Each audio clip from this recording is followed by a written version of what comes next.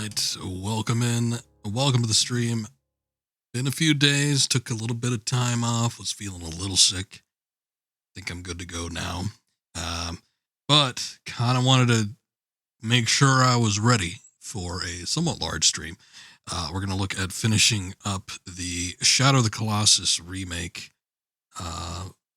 Originally out the PlayStation 4. We're doing this on PS5 though, so it's slightly boosted. And should I have enough time, which hopefully I will by the end of this, I will revisit to the original and we shall check out a few things on that version as well. But let's go ahead and get into it. That being said, best laid plans and everything, but yeah, we have one of the worst and slowest Colossus to defeat right after this first one we're going to do, so that should be interesting. Hopefully it's not going to be too bad. Again, right before what's going on here? Right before I started this up, I had finished up doing the time attack hard mode, which I think got me all set for whatever this is going to throw at me. Seems like the game is frozen, so I think we might want to exit out of this for right now. Let's relaunch it. Hopefully that'll do. I was playing this a little bit on my own time for a couple hours. And what's up, Mythical? It is going pretty good. How are you doing tonight? I was going around and picking up some lizards and getting the shrines and all that stuff. But I haven't touched it in a while, so it's been probably about 4 or 5 days, which isn't too much longer than when I last streamed. So it's been a minute, but that being said, I think we're in a better spot than we were last time, and we should be able to take on anything that comes our way. I don't think there's going to be any issues. 6 more to go, though, just 6.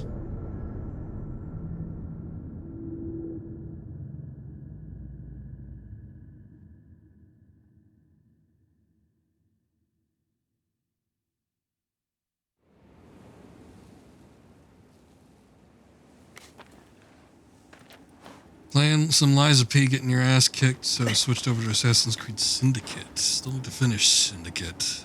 Started that one when it first came out, and I never actually beat the thing. Yeah. Just kind of let it go. Yeah. Same with most of those. That was kind of around that time period. I own Rogue, but I never even booted that one up. Unity, I think I got pretty damn close to the end, but I just started doing a bunch of extra shit, and then I just never finished it. So, sort of sucks, but that's how it goes. Syndicate, I don't think I got too far into the story though. I was doing a lot of the extra stuff, a lot of the bonus material deals, and I just kind of gave up after a minute. Liza P is super good though. I don't know if it was you I was talking to. I think maybe during one of these streams having a chat about it, but one of my favorite games from last year, and there was a lot, but that's got to be up there, top 5 at least. But enjoyed the hell out of it. I actually still got a little bit more to go. I don't think I'm going to do like alternate endings and stuff, but put a pretty good chunk of time into the game. Was getting my ass kicked at first, and then I kind of figured out how the game worked. Then after that, it wasn't so bad.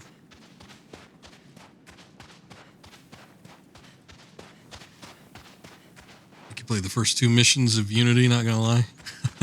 I actually liked the Unity quite a bit. I enjoyed Unity, and I enjoyed the setting and everything, so I didn't think it was bad, but I don't know, I think I just got burnt out on it. Like I got burnt out on most of the Assassin's Creed stuff. Super hyped for Liza P, worth the wait.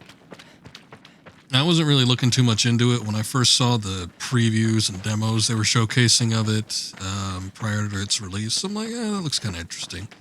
It's like, I'm sure that'll be something worth trying at some point, but Didn't really plan on buying it. I still technically haven't, but probably subbed enough for Game Pass to have purchased it myself. But yeah, I've been playing it through Game Pass on PC. Really enjoy it, but it can be a little hard. The bosses mostly. I've talked about it before on some other stream. I don't even remember, but I could breeze through a level, no problem. There rarely was anything an issue for me, even like the mid-boss type stuff. But once I get to one of the major bosses, it was just a pain in the ass. And it wasn't until I realized that you're kind of supposed to use those summons. Once I started summoning, then it became a lot easier.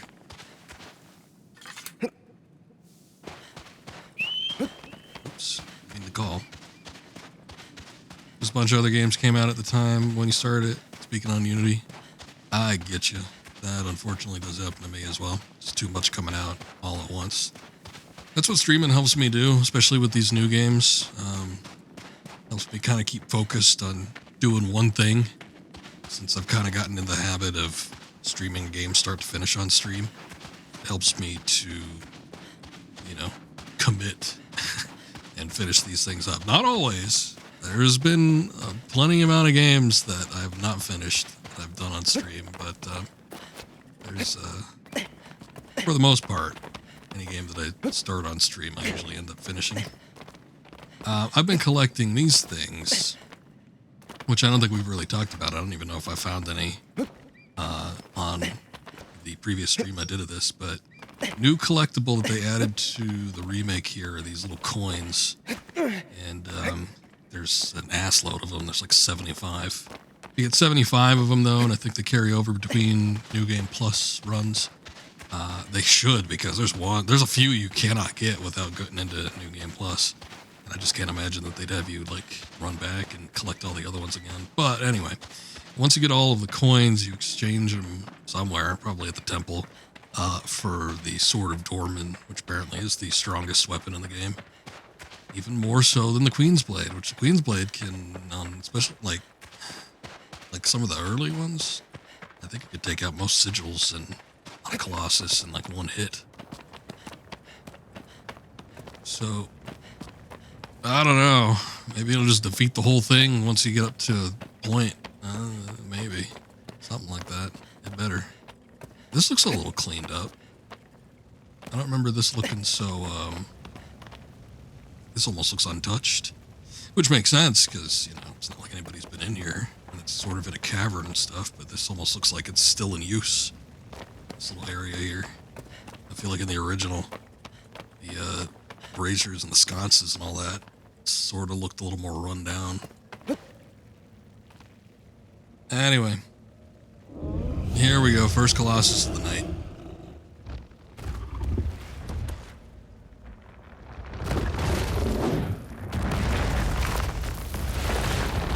This is our boar fellow. We're trying to talk about what animal this resembled the most.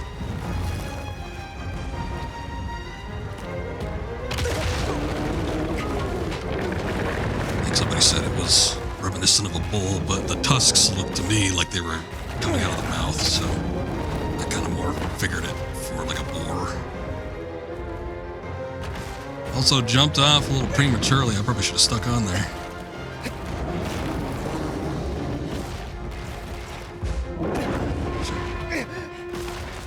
Torch is almost out. Not doing so hot. Also, I don't remember exactly where the stamina meter. I'm trying to think of the name of it.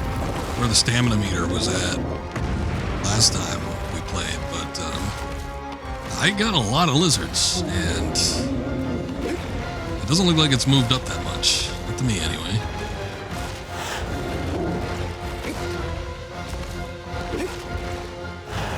But maybe they just don't want the bars taking up the whole screen again.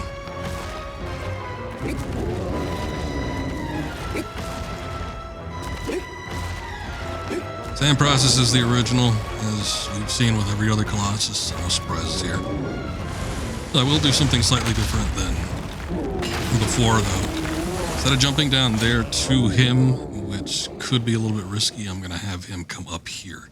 So what we're going to do is put the torch down. The hell's the bow and arrow? There we go. Pushed twice to the left and it didn't pop up. That's interesting. I can't see him from here. That's really weird. You can see him from the top of these ruins. He'll wake up, I'm sure. Probably come up here. Ah, here we go. Weird. You can see him from the top of the ruins in the original, like very clearly. So, put an arrow in him that wakes him up. He'll come up here on his own volition instead of like going down to him. It's better to come up here though, because especially on hard mode, it's going to be a lot, you know, obviously it's going to be a lot harder to kill him. He's only got the one sigil spot, and it's not like you can get up and move around or anything at any points of him. So the best thing to do here is to jump on him. And he's gonna be thrashing around and shit, so that even makes it worse. More so than most other Colossi, I feel. It's a little bit harder to do some attacks here. But the reason for bringing him up here is because since you can jump off of the braziers right onto his back, if you need to get off for stamina recovery, at least you don't have to worry about needing to jump back on him again, because it's going to be a lot harder down in the lake bed.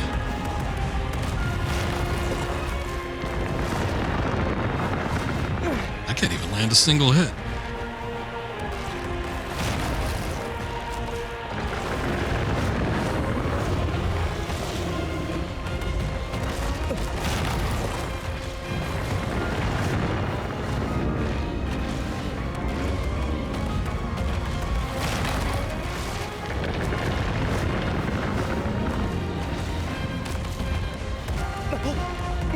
Shaking around all sorts. It's like I can't get stationary enough when he's moving, can't get stationary enough when he stops, because it doesn't give me a whole lot of time. It just immediately goes into a shake.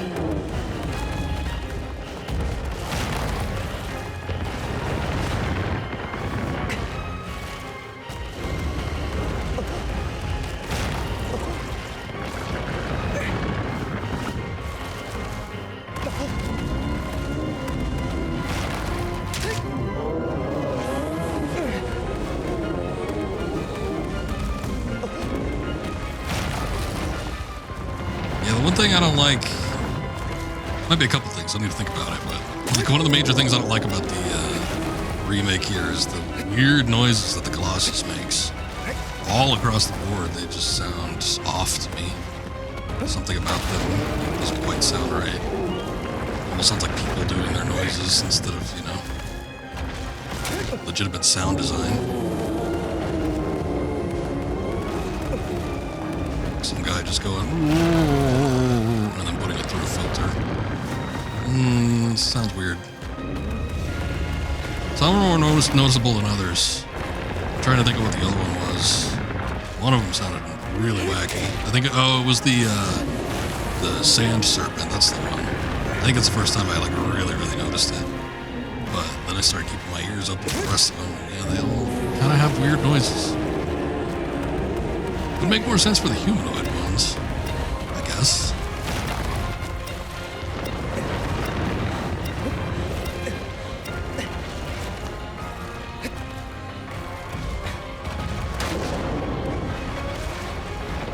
Alright, let's regain a little stamina. It's getting kind of down there, but it's still hard to hit.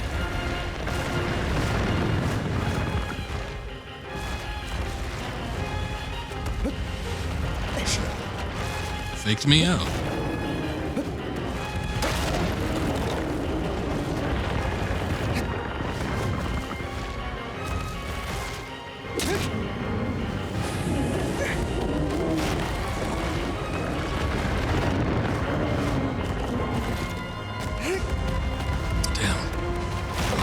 that too. It was like a split second too late.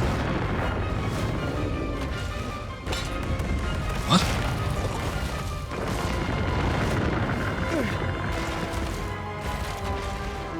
Guess he tossed me around enough where the sword just went into the armor.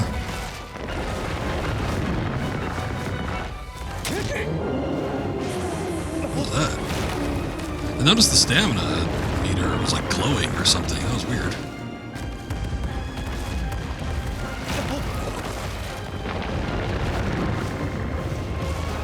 First time I've noticed that.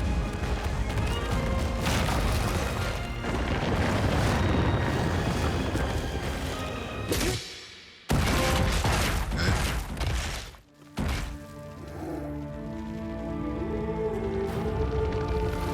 Already another pit.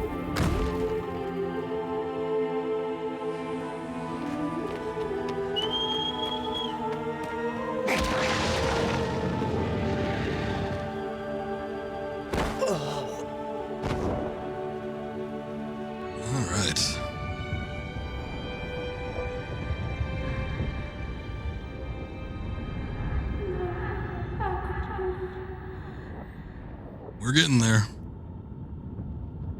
I want to make a little more noise as we do the time warp again.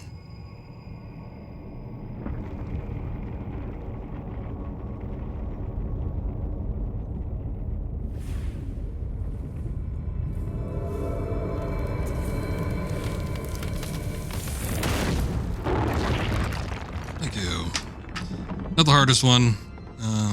It's another one of these Colossi where it's harder on the initial run trying to figure out what you need to do than it is an actual execution once you know what to do.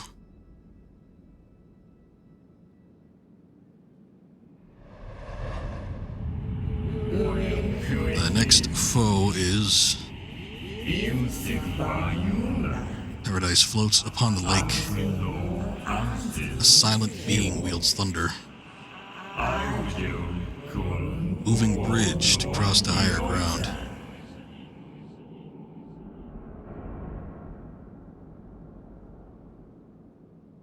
I like that female voice. That's one of the other things I don't like. They made it more... I feel like in the original it was more kind of in the background. Here it's like more at the forefront. Not only that, they mixed it weird. Could have been that it was always like that, but it was just so far in the background that I wouldn't notice anyway. But like, she's got like some weird remix going on.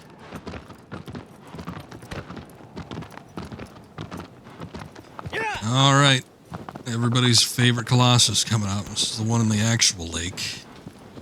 They described the previous one as being in a lake. It was in a dry lake bed, which is more... I feel like they did a better job representing that in this version. Some of the surrounding area, you know, there's a little bit of water left. There's a little water in the other one too, but I don't know. Still seemed like there was a puddle or something in the middle. Like the ground had cracked up a little more. Whatever they did, it was more visually reminiscent of a dry lake bed, as opposed to just kind of looking like a canyon in the original, so props to them for changing things up a little for the better. Regardless, this is in an actual lake. This is the one we need to kind of go around through here to get. Also, that shrine over there, I don't think I've visited yet. There's actually two shrines. There's one like right before you get into the lake area, which I completely missed on stream. The original stream we did of this a couple weeks back, I was not even aware it was there, and it wasn't until I was doing another playthrough off stream that I realized, oh, there's a shrine over here.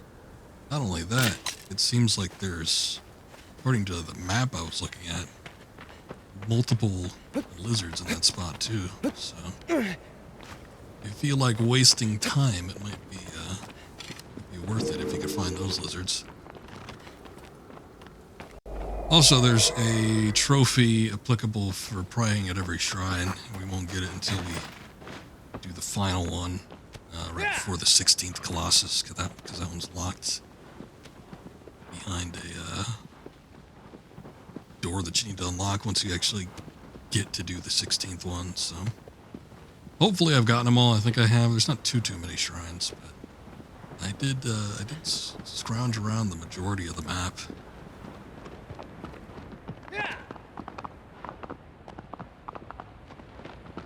I'll tell you though, getting those coins is going to be a bit of a pain in the ass. I was sort of following a collectible map, trying to see if I could find some while I was delving into all the different regions.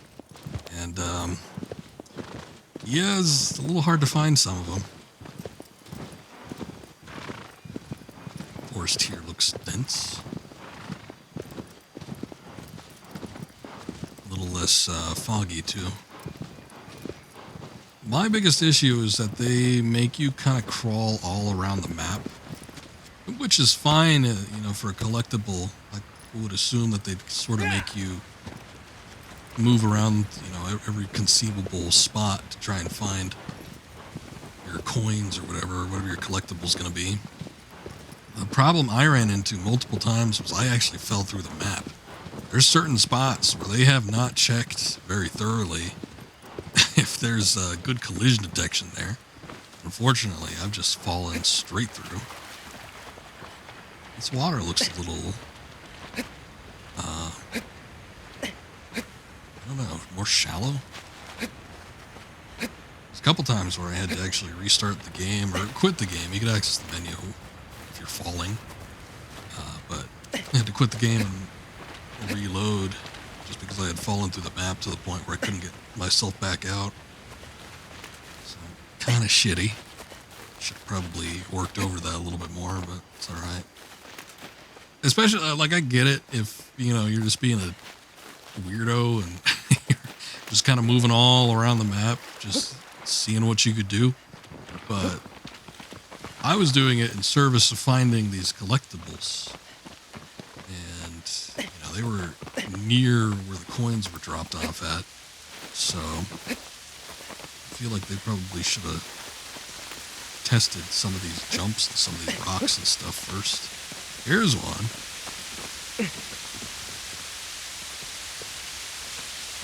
You can get the little coin sound.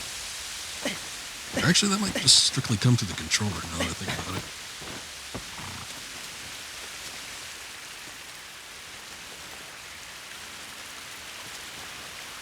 Yeah. Move. Yeah.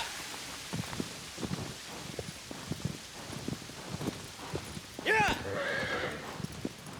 All right. I'm not going to dig around too much. So it'll be interesting to see how they rework this little area, which seems like there's more that you can access. I feel like in the original there was some sort of blockage. The stream looked too deep, or there was a... Might not even been that. It might have been that there was a big gap or something that you fell through. Tried to cross over where that little river is. Little stream. I'm sure there's other collectibles. One in particular, where I'm almost certain there'd be one, is the other side of this waterfall. Initially, when we were coming down here in the original playthrough, there was a point where I was trying to cross that waterfall, trying to swim across the breadth of it, and ended up falling off. It's alright. But despite that, it looked like there was a point where you could actually walk out on top of it and climb onto something, so...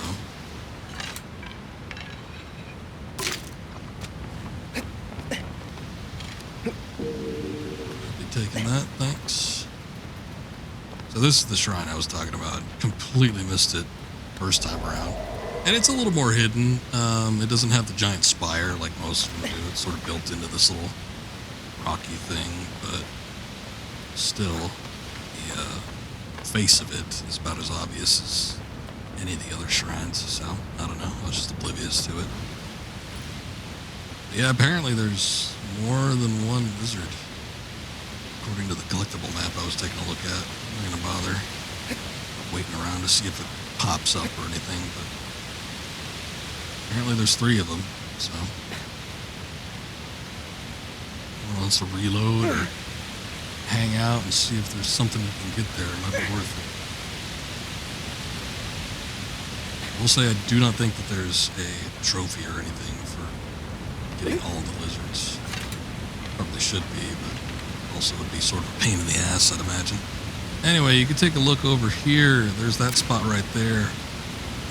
Definitely some moss you can climb up on, which I was trying to get to originally, but just wasn't able to do it. The waterfall here moves so fast, you just get swallowed right into it. But it looks like there's a little bit of land over there, so I'm sure there's some kind of collectible. Probably just the coin. I don't know if there's any lizards or anything. I don't think so, but it's a possibility. Best thing I could do to probably think about getting to that is, instead of trying to swim across from like just that point right there, is probably to go back even behind these things, these pillars, this archway. Swim to the other side from here and then just try to catch it while you're being dragged downstream.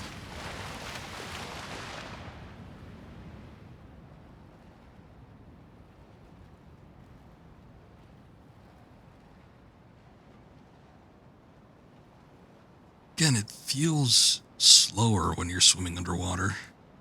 I don't know that that's actually the case, but it doesn't quite feel as rapid as in the original game. We'll put it to the test, because if you're doing time attack mode, you need to be able to swim underwater fast. Otherwise, it's going to make doing this thing a pain in the ass.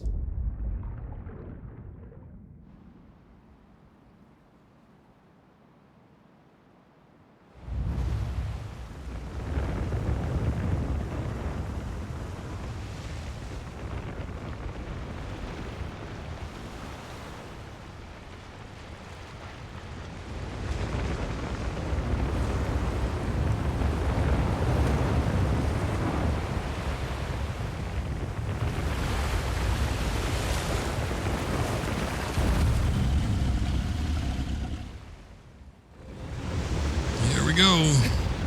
It's a little different. Skin looks a little craggy. Yeah, this one. What the hell was that? He cast a lightning bolt before we even got to the little ruins. So one thing I wasn't doing when we did the original was swimming to his back, which you can definitely do. It takes a little bit of work sometimes, but it is doable. It looks like we can still do it here, so that's good.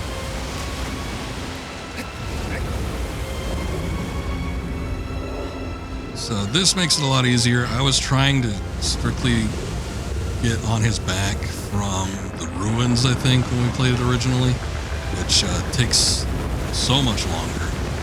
It's really hard to get it done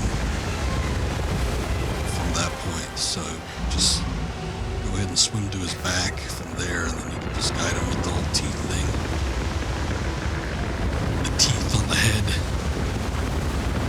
Let's see if they look like teeth in this version. Yeah, they still kind of do.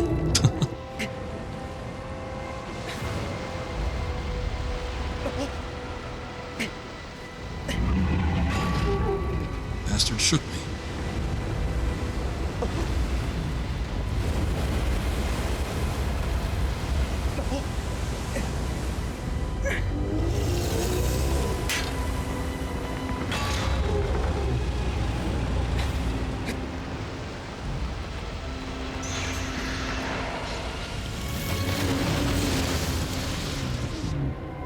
The horns look different. The lightning effect looks different too.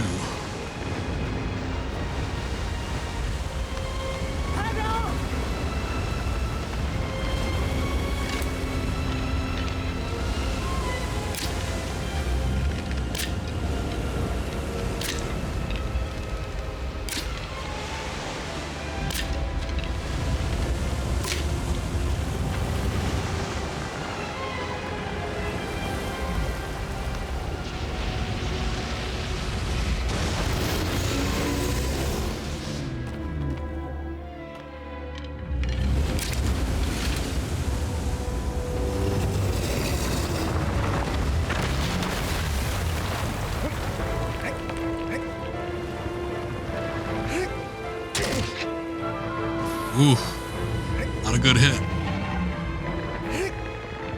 When I did hard mode time attack with this one, yeah, you can only get 2 hits on this guy when you're doing this. Hard mode time attack was a bitch. I am not looking forward to doing it in this version. Which if I want to get platinum trophy or whatever, I'm gonna have to. But that was this one. I mean, it's already slow enough by default, but this is the one that nearly. I did it on the first try, which was good, but nearly clocked out with this one, and I did everything almost near perfectly. I don't know that I could have done it much better, and I think I ended with 2 seconds to spare. So, you know, other ones, if I run over time or whatever, there's usually methods I can do to make it the process quicker. Or there's something I missed that I can, you know, perhaps do a little bit better. But with this one, I feel like I did everything about as good as could be expected, and it still nearly clocked me out. So, yeah, definitely a big pain in the ass. So, I don't know. To me, this almost seems a little bit worse. With time management, I'm not seeing that, like, it feels like he's doing more to negate whatever you're trying to do. I'm feeling like I'm getting shaken around a lot more.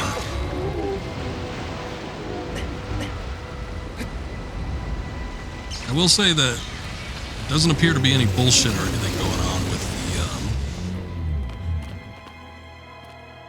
jumping to the ruins here, which I feel like there was a lot of that in the original. For whatever reason, I just couldn't manage to jump on this thing all that easily.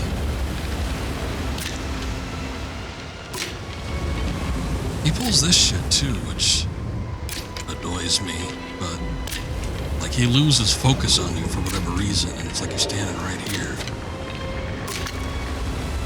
Do something, goddamn.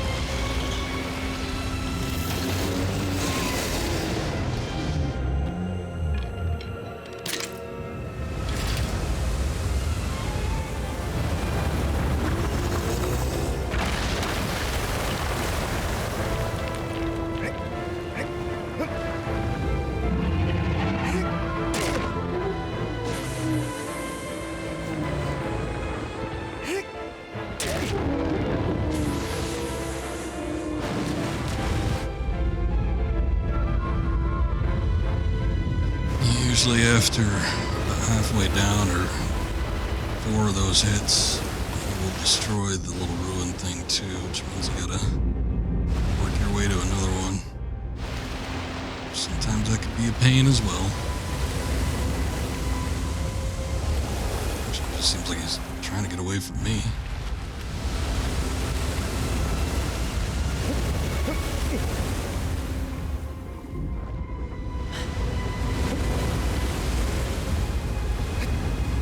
Oh shit. His back here a little steeper.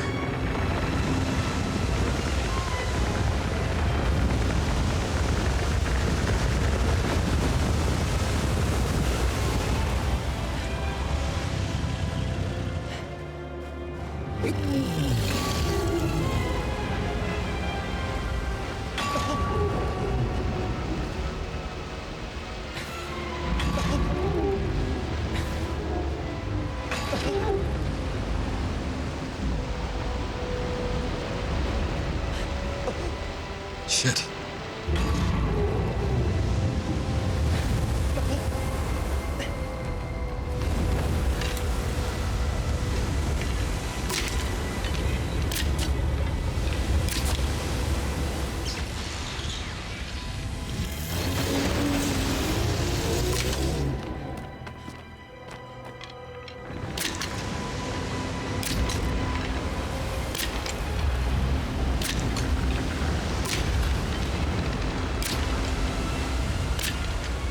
Stop ignoring me, goddamn.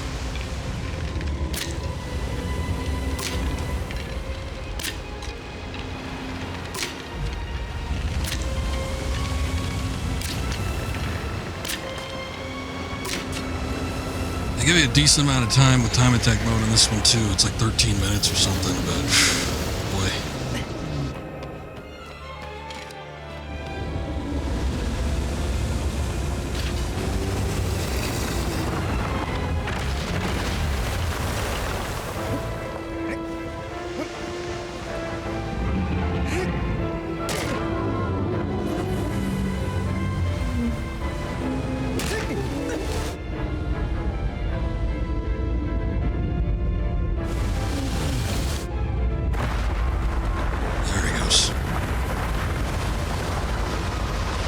With any luck, we can get him down with 2 more hits. We'll see.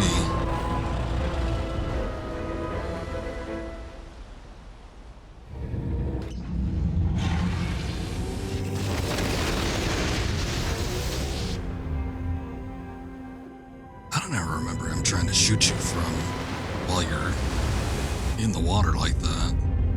I don't know, maybe just previously I never gave him an opportunity, but multiple times that I've played this recently, he's never done it.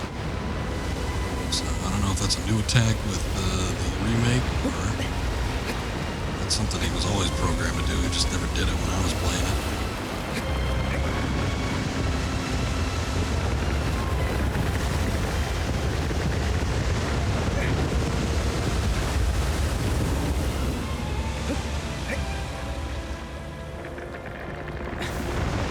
Fortunately, we seem pretty close to another one.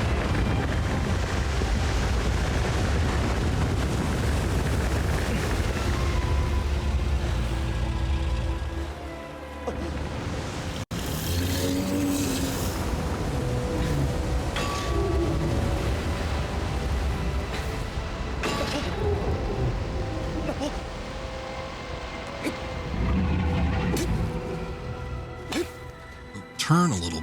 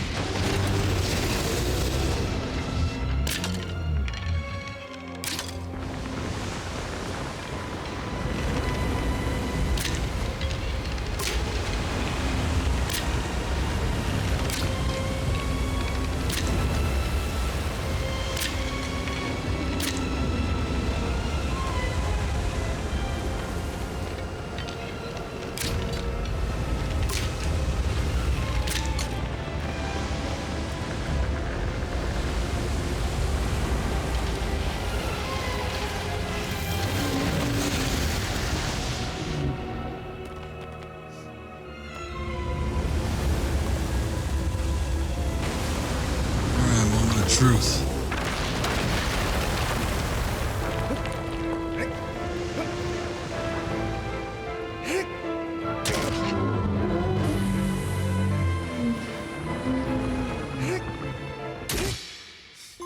All right, there we go. Thunder of the Lake. Still a bit of a pain in the ass. Once you know kind of how you can work it, I guess it's not as bad, but it is slow. At least with other Colossus, you know, you're like moving around and doing a bunch of other shit. Whoa, that like missed me. That was weird. So even if it takes a while to get from, you know, point A to point B to point C, or whatever the case may be, at least you're feeling like you're active. With this one, not so much. I don't like it. And yeah, there's like this weird little thing with this one in the remake where it seems like he's just, there's moments where he ignores you, which is a pain. Like there's clowns in the distance.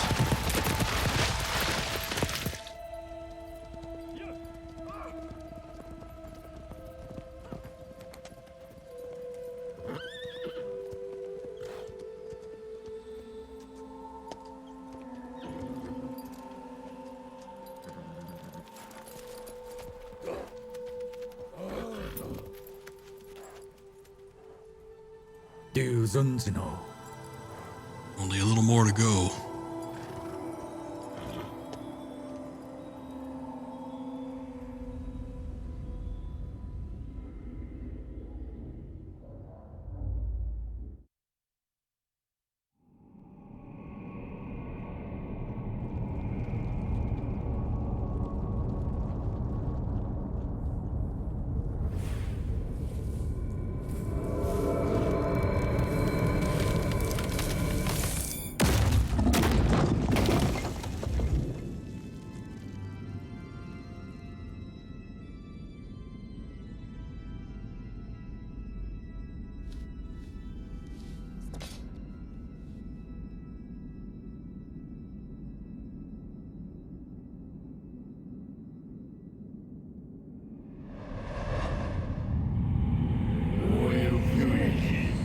next foe is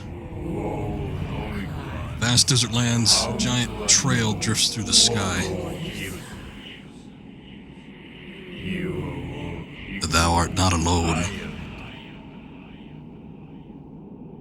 Oh, okay. Don't want to divulge any more information, but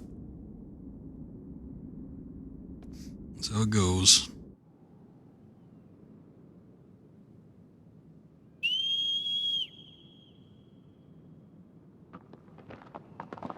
Alright. We've done 2 so far. I left my water bottle in the kitchen. I'm definitely missing it, so I'm gonna go grab that real quick, and then we will continue on with this. But give me a sec, I will be right back.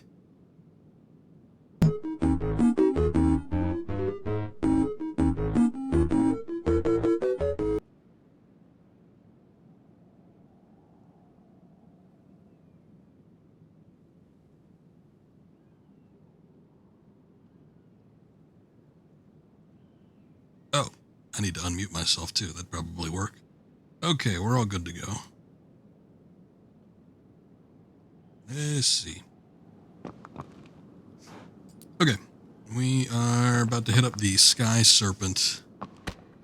Normally I take the little forest, but for whatever reason the forest in this one sometimes takes a minute to get through.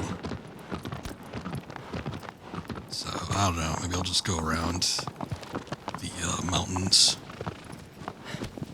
I don't even know if that'll end up being quicker. Probably not, but it's been a sec since we've gone through here, so we could take a look. Not going to be that much of a detriment.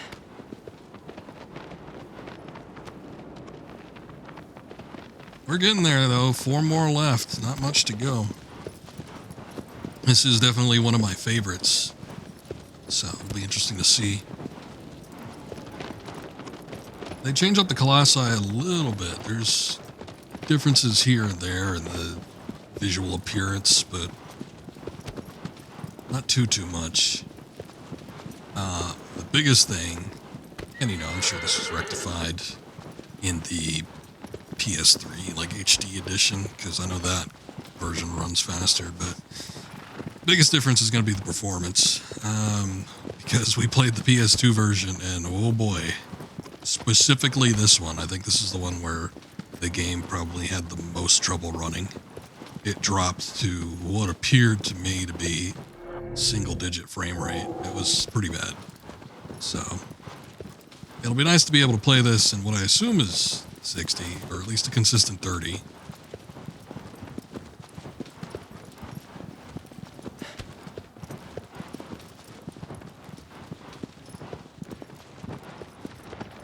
Once again, kind of on this area. This whole expanse, the plateaus and everything, all the little weird little things that crop up, like stray mountains or trees or anything like that. Lots and lots of collectibles, lizards, about a lot of coins, fruit trees, all sorts of stuff. So I feel like the southern section of the map here is probably the most rich. This is where you find the most stuff here.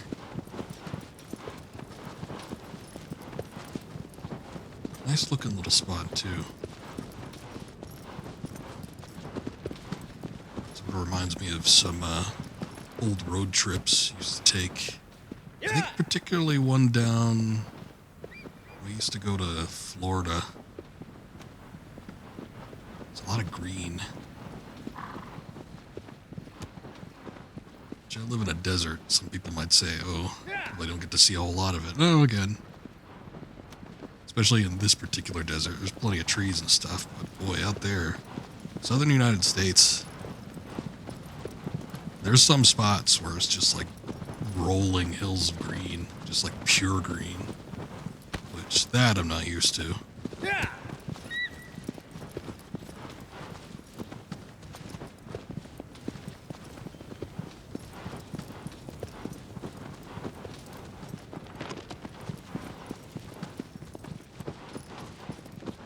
I think to get this one going, we need to be on a specific spot. There's a little set of ruins over here.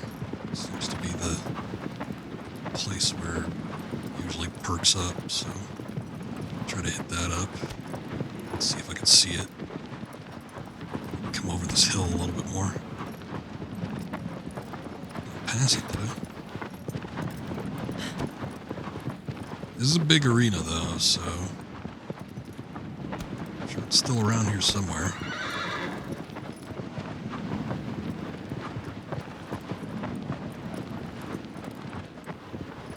Yeah. There it is.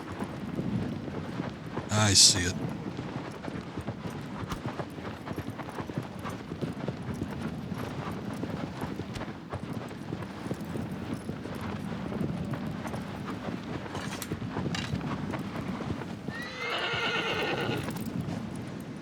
Yeah. Yeah.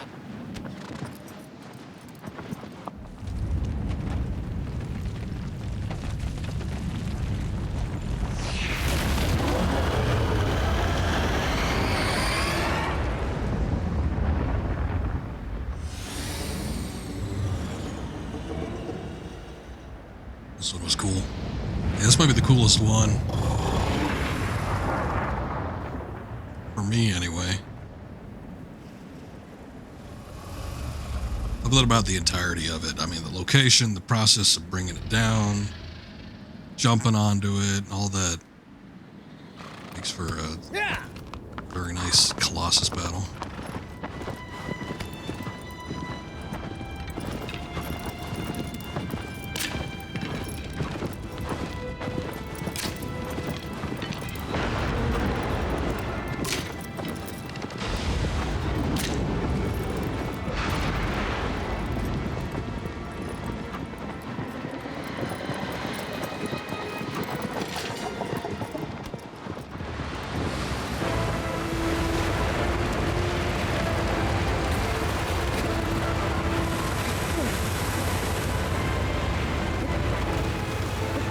Quickest I've ever gotten onto this thing.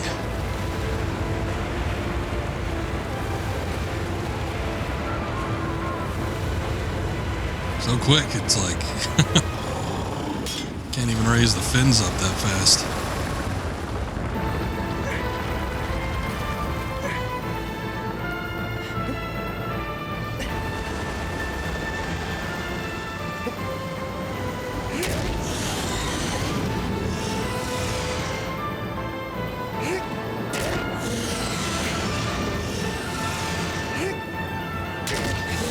They give you a pretty long time to do this one too. I feel like they give you as much time as they give you with the previous Colossus, at least as far as time attack mode is concerned.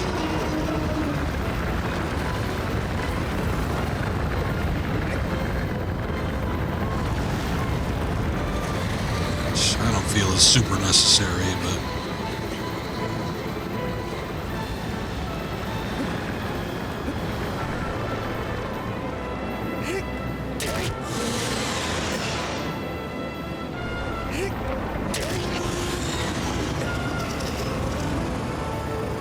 closing up. I don't think I got that one all the way.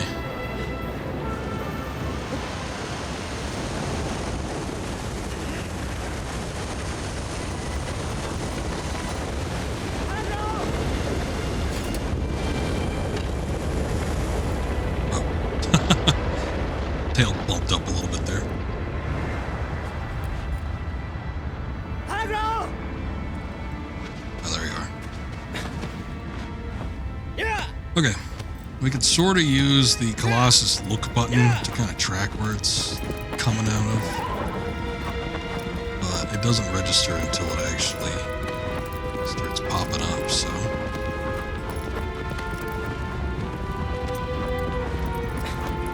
It's always easiest to hit the sacks while it's coming out of the ground.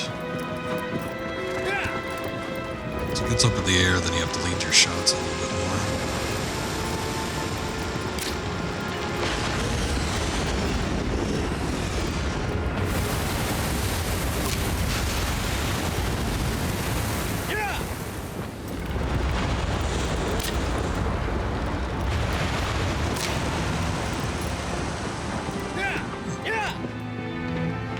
Shot was pretty straight on.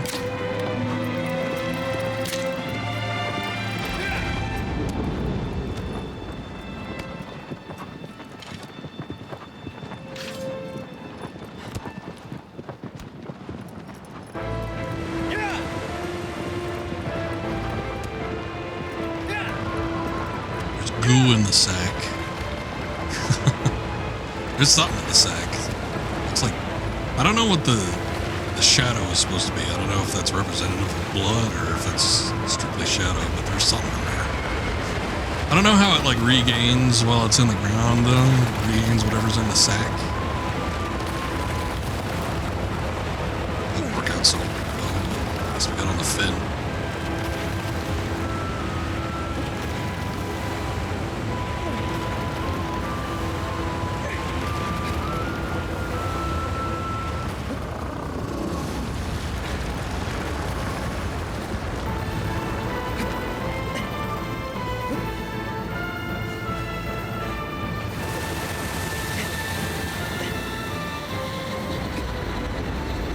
Whoa.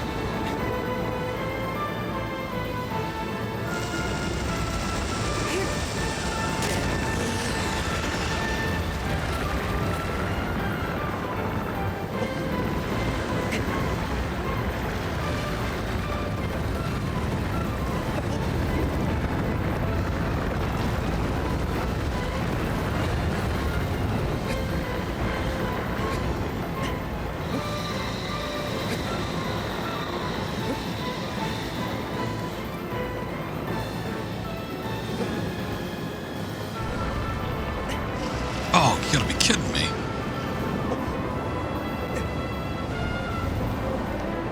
Didn't even get to knife it. Not once. Might be hard coded in to make it dive at least twice, because that certainly wasn't as generous of amount of time as it gave us the first time around. So I think it's just based on if you get the one sigil down, then it has to make a dive.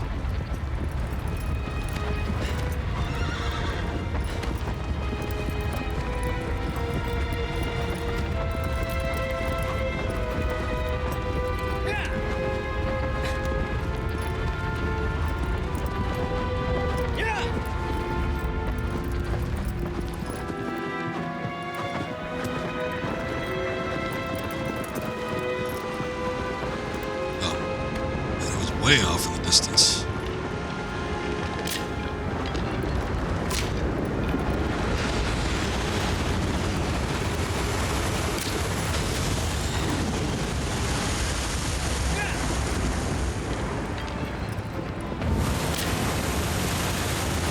Again with the third one.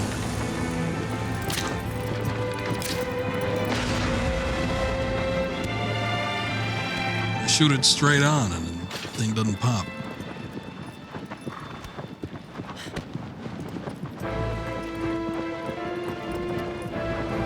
These fins are coming down like right around the same point. I mean, I could wrap around the corner here and beat it with a punch.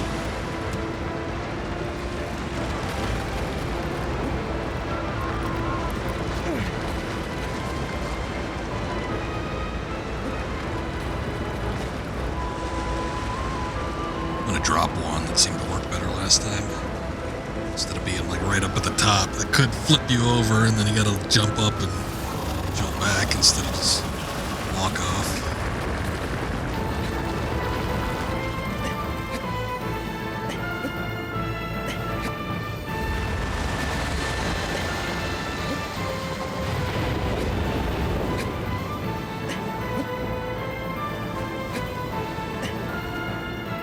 Hopping down the body seems to negate most of the stumbling that happens, so it works with other Colossus too, but especially with these long ones.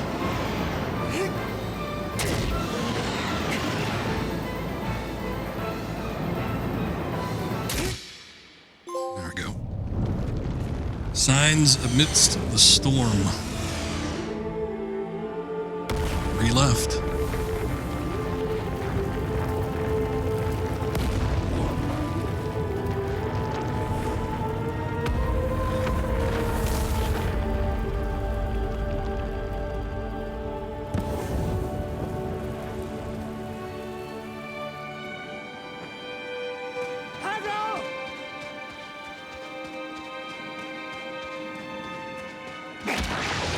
still like the original. Little streams, whatever these shadow things are. Dorman. I like it more in the original game, the look of it. But, I don't know, something about how they bundle up. I don't seem to remember seeing that too much in the original. But with this one, they get like all bunched up while they're flying through the air. Sort of a cool look. But I don't like the gaseous nature of them. Okay, so the next one I think it's got to be that little dog one where you gotta parkour around the ruins. Because I think second to last is the big ape one.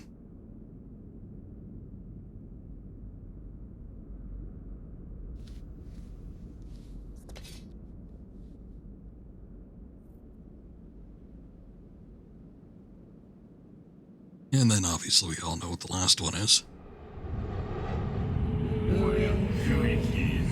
Thy next foe is a guardian set loose. Closed off city beyond the channel. It lusts for destruction. Such a lust for revenge.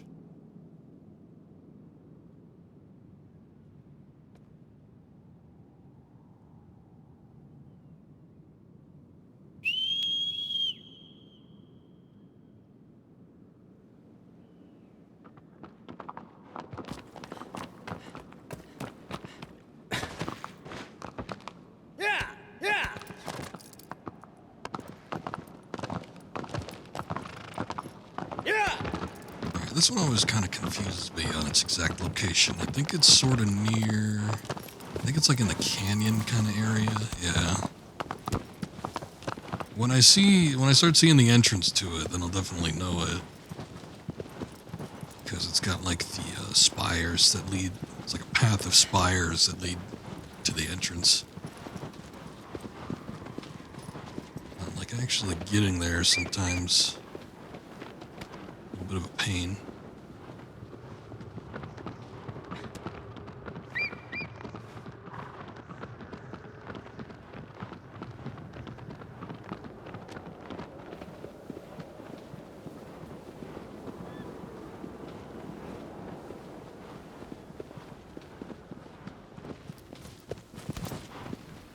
Spot to do that, I guess.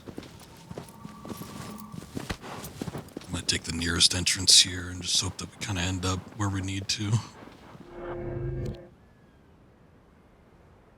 Kind of like a path.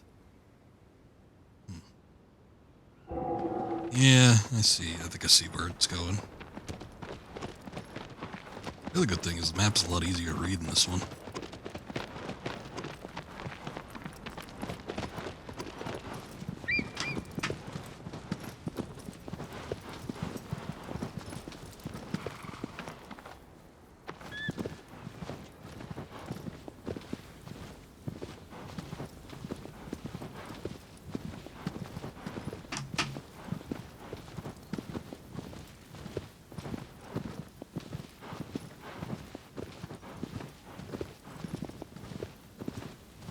Check something here because my preview just froze up.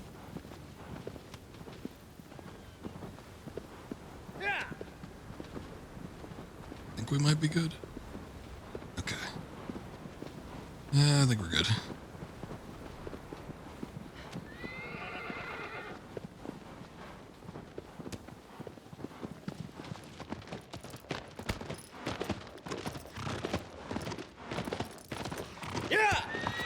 Sometimes when especially if I'm seeing it, somebody tells me, then obviously there's a problem. But if I'm seeing like it's like delay in the stream or something like that, it usually means that the bit rate's going a little crazy.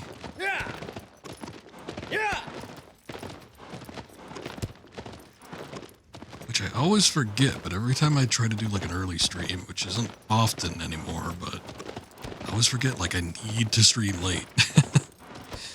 It's like, it's a preference kind of at this point.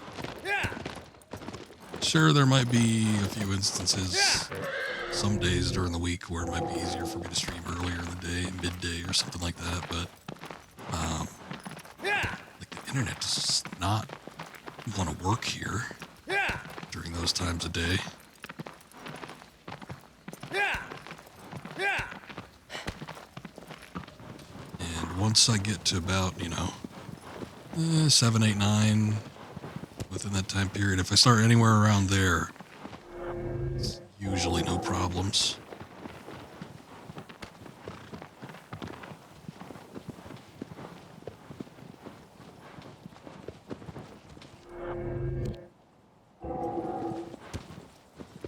So there are the steps. I think we need to take the steps down. And then kind of once we clear this next little canyon here, we should start seeing the path we need to take down to it.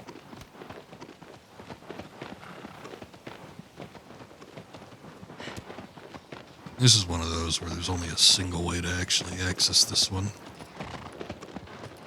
Unless you could hop over a mountain or something.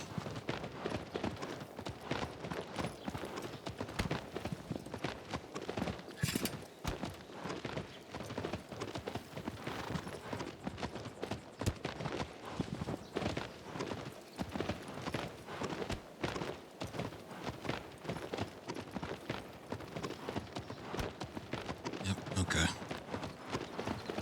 We're good. Yeah.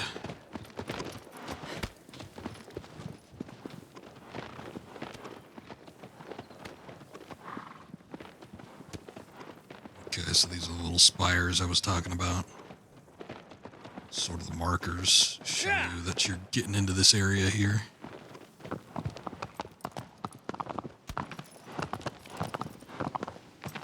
Yeah. And there's water. Aggro cannot cross.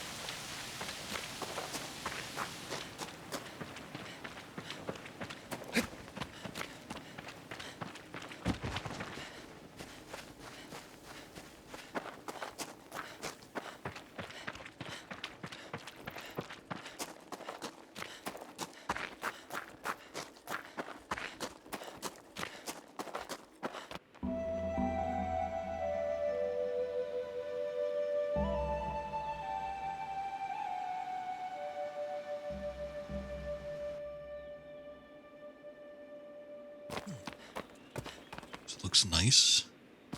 Kind of wondering if they'd revamp anything in this area. Mostly just textures and lighting and stuff, but it looks pretty good. So the next one is, if you remember the ruins here, there's the little, it's a smaller Colossus. Looks like a dog or something, but this is the one where we have to kind of hop across the ruins for a good long while before we could actually attack it.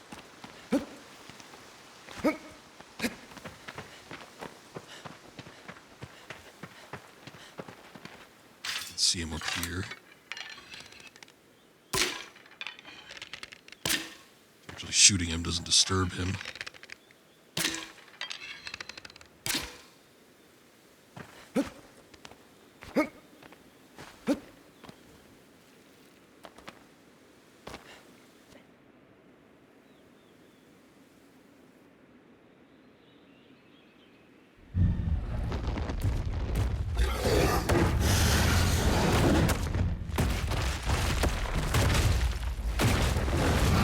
Sort of wonder if you could get up to its little lair there.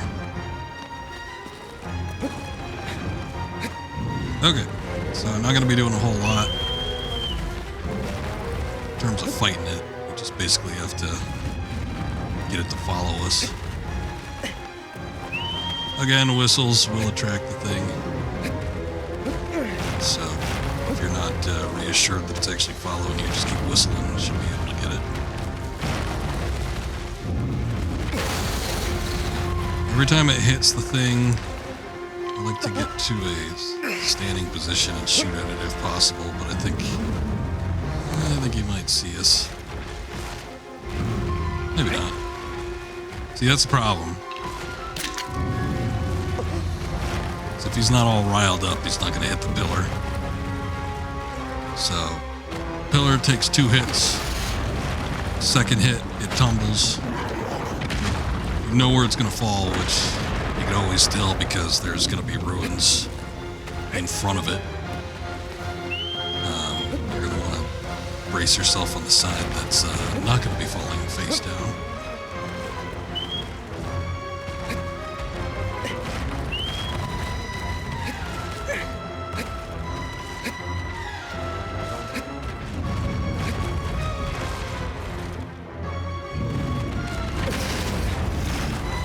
Once you're climbing, like the first time you climb on it, you should always be able to hit it.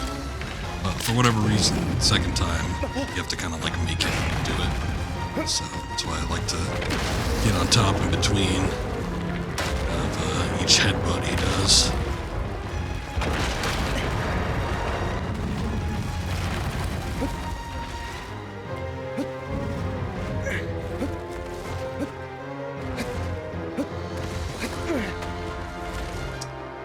Top and shoot at him. Make sure he gets angry.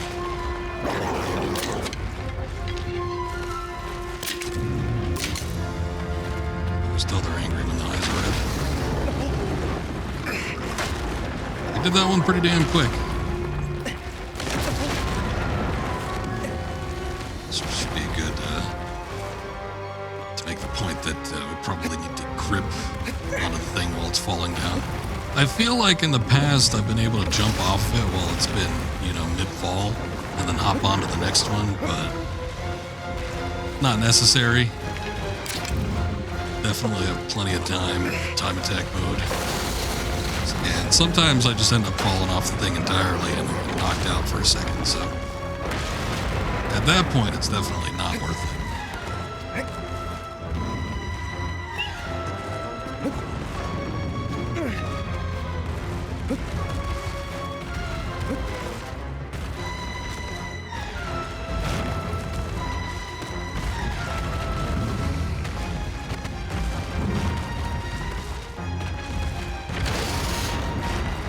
Crouching on the top should be stable enough too, but again,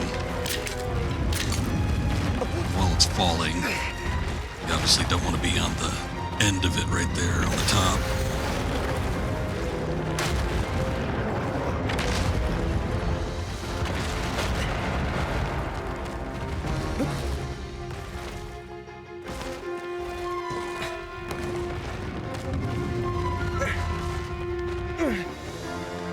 This shouldn't tumble down. This is a little bit too big for him, but he can make it sort of unstable, so you gotta be careful here because he will hit it like that.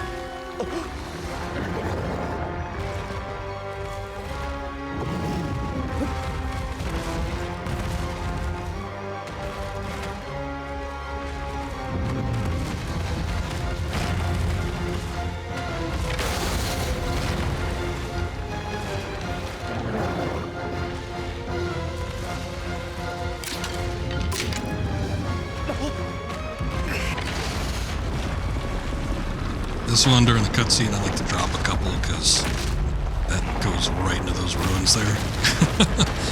And those rocks can hit you and do a little bit of damage. You can sort of get knocked around, so. I don't really like to attract attention to him here, as we saw on my original stream of this game.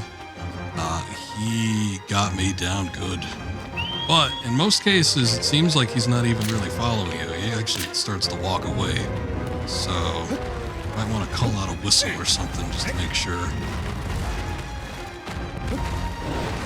Just like to hop off of that just in case, because I think you can sort of clear it before it comes down.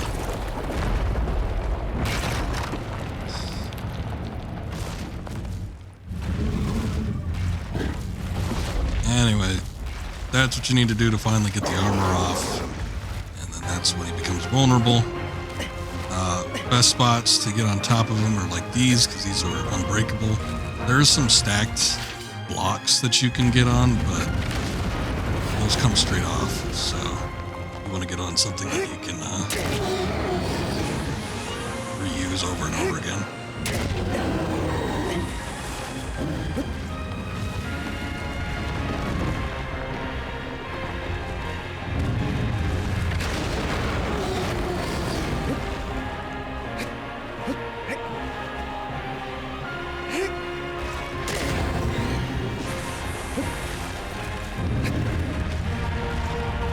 You can get 2 hits in, but I messed up the jump on that last one.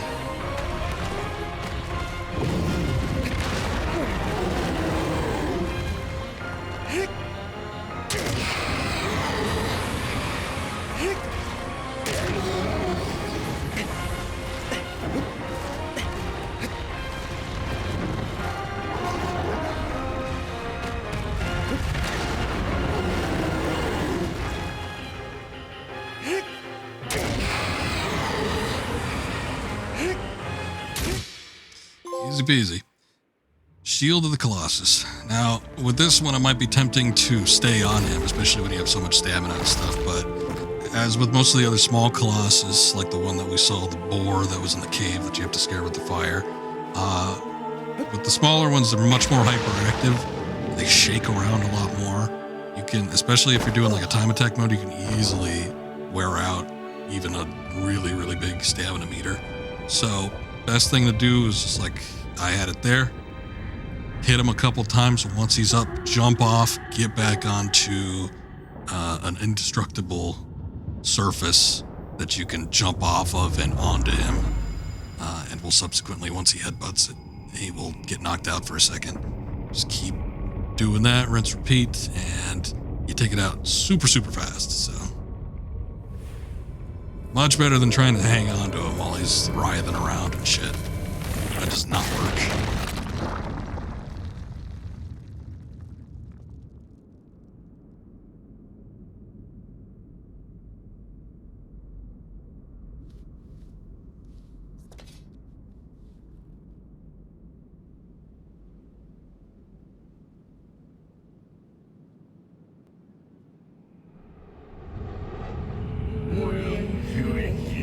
My next foe is a giant has fallen into the valley.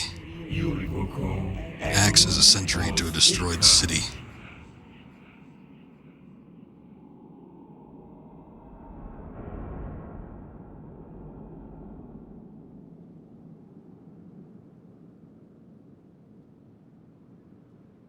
Kind of weird, all these ruins, and then they talk about these cities and stuff, which this section coming up doesn't really look like a city. Maybe an entryway or something, I don't know. Maybe there was a city there and it fell into that canyon that's right next to it. But sort of makes me think what this place was before. Obviously they call it the Forbidden Lands and everything now, but at some point there had to have been some sort of civilization. I wonder if there were civilizations, Dorman was possibly human at some point or something along those lines, and maybe it was just some sort of ancient evil that the old civilizations had unearthed. But still, my point being, they probably weren't always the Forbidden Lands. There's some people living here at some point.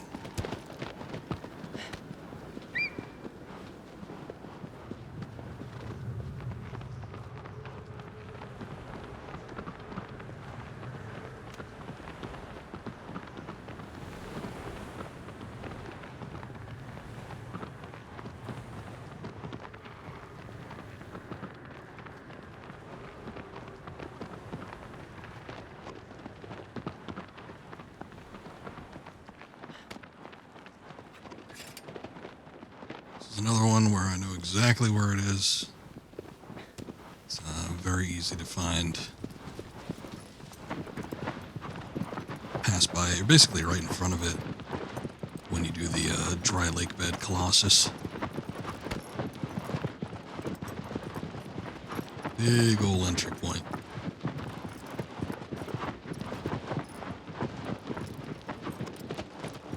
There's this rock over here. This one I'm kind of riding towards. And I heard a coin on top of it. I believe it has to be on top of it because I've tried to get everywhere around it. I was also trying to see if I could get around it, trying to catch a lizard tail that I had shot up there and then it ended up dying up there instead of falling down. My only guess is if you get on top of that, you would have to drop down from the bridge, which might mean that you need like a parachute too. I don't know, because it's a bit of a steep height, and then it's a little bit far removed from it. But I couldn't find a way to actually get up there, so I think that must be the method. Double checking to make sure I did get the shrine here, which looks like I did.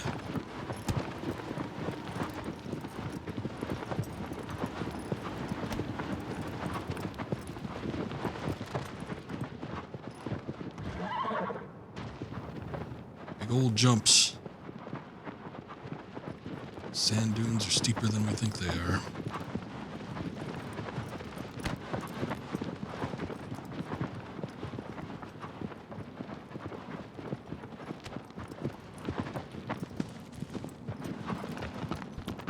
Alright, so here we go, kind of the entry point. For whatever reason, the entryway to here on the original game, I couldn't get aggro to go through. But here it's simple enough. I don't know, maybe it was just like a weird hitbox or something.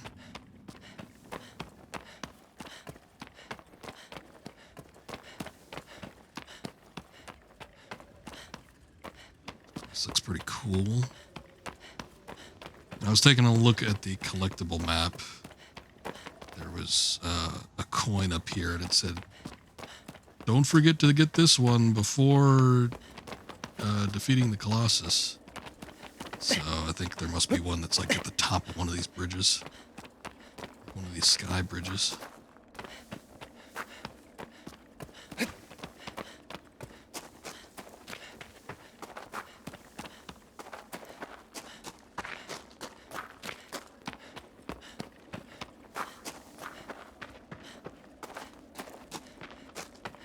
This might, I don't know. I love the look of this arena. I was going to say this might be the coolest arena. There's some good ones, but I like this one quite a bit.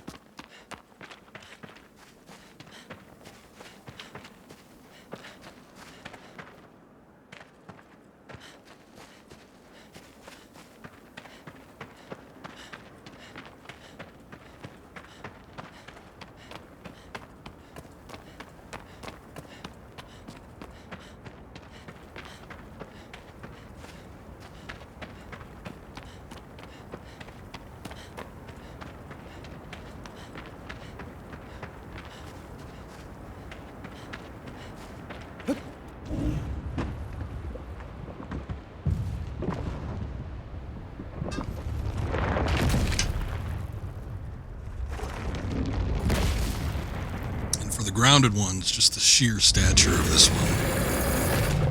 The biggest. Looks a little darker than usual.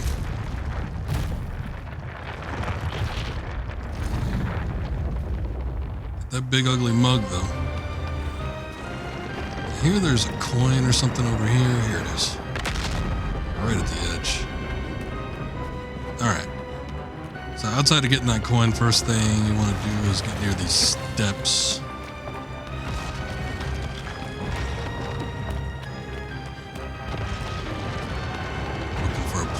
Hop up on top of, so it's going to be this one right here.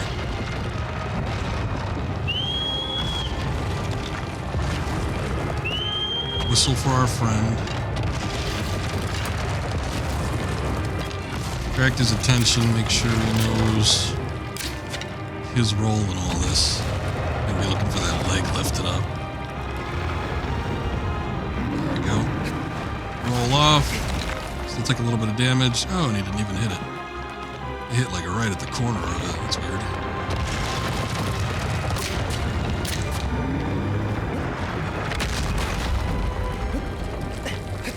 Okay, he managed to get two up at the same time. Never seen that happen before.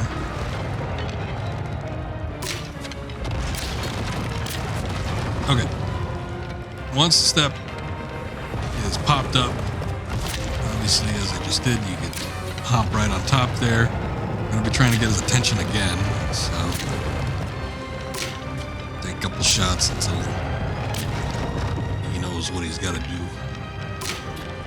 I'll be watching for the arm with the weapon to raise up. There it goes. Hop down here. Hit it, some bricks come down, and you can use those to get up.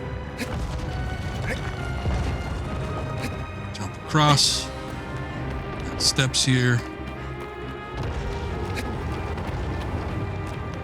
I've seen people from this point just like run across this bridge and then jump right onto him. Every time I get near him, he always seems to walk away. So I just keep firing. Once again, we're going to be watching that arm. You want to be kind of close to one of the ends here because you want to definitely be on top of this thing. But fire at him, make him angry. Watch his arm. He's ringing back one with the weapon. Start running to the other side again. You want to be sort of close to the end there. I've done the bridge thing in time attack mode, and I've still had plenty of time to hop onto him and get the weak points and everything. So if people think that you need to jump directly off the bridge onto him, then you can do it while he's still getting the bridge out. I don't know where this one is. There's supposedly a coin around here somewhere, but my guess is, since the game was directing me to come around here before killing the Colossus, I assumed it would be up there, but I don't see anything. I mean, it could be, kind of could be anywhere. I got no clue where it is. It could be down in those little areas.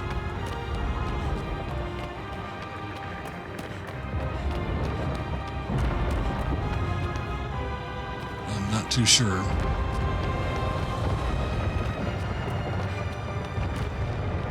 Could be on the other side too. It looks like there's a little more space out that way, so there's a possibility.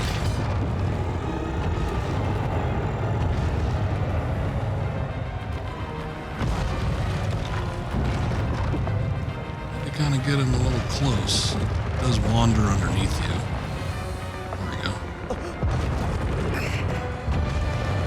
This is the one where he rings his head back a lot. It is a little hard to hit this one.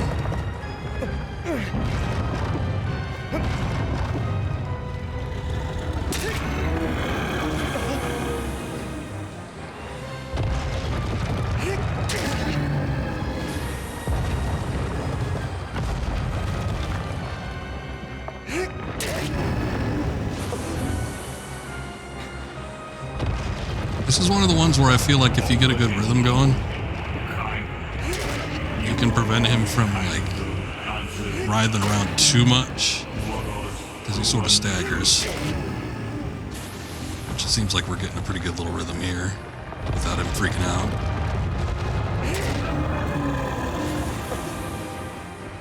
Well, we got it. So that's what I was waiting for.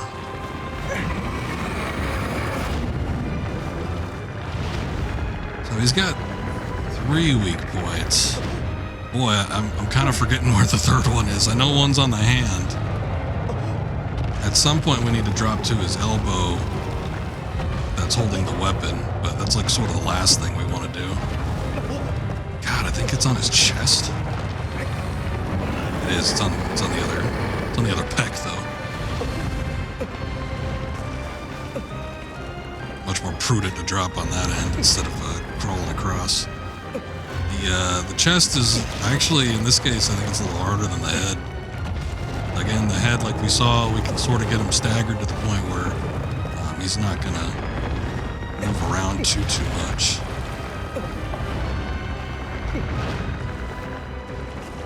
But getting that chest, he just starts wiggling all around.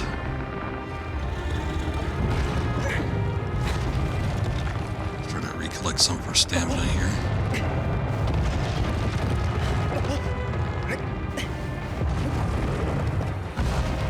That'd be a good one to hop back and forth. Shit. Alright. Well, we ended up falling off. That's fine. Let's try to get him to the spot we already had worked out so we can skip at least one step. I do remember dropping off of him, I think one of the time attack modes, and climbing back up to that spot, to one of its upper spots. I think I had gotten 2 of the sigils and then I needed to get the weapon out of his hand. But I remember dropping off and still having time. I think this one I had a decent amount of time to get everything done.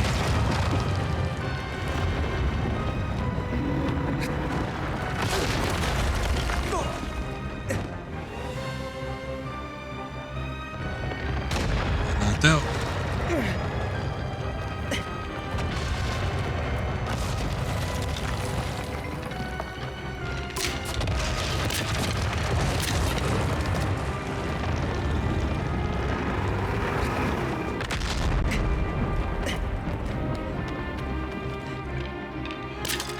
For the cod piece.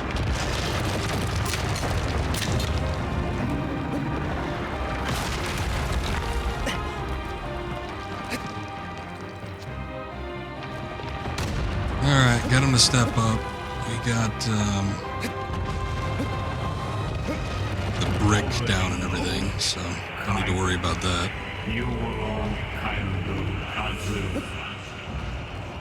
I'm going to take a look over this way to see if there's a coin up top here. Again, it might be down into kind of the ruins area, but I'm hesitant to jump down there because then I would need him to hit the pillars again to make a brick drop so I can climb back up here, which I'm not really taking any more time than I need to outside of maybe trying to find this thing. I'm not seeing the coin though, so I'm guessing, yeah, it must be...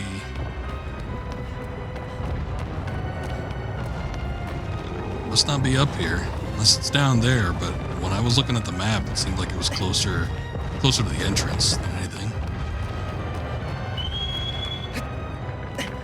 So, I don't know. The good thing is that with the coins, you can do reminisce mode. I don't know if you could do it in time attack mode. I don't think you'd want to, but you could do it in reminisce mode and still get all the coins.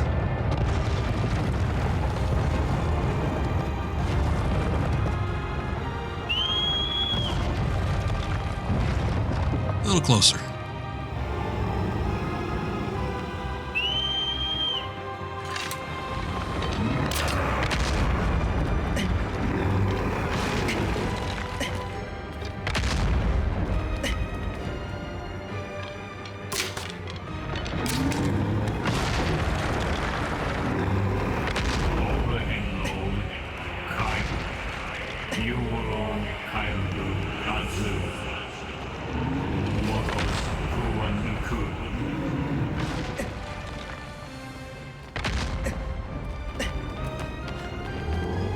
Not getting close. I don't know what the deal is. Just wants to stomp around.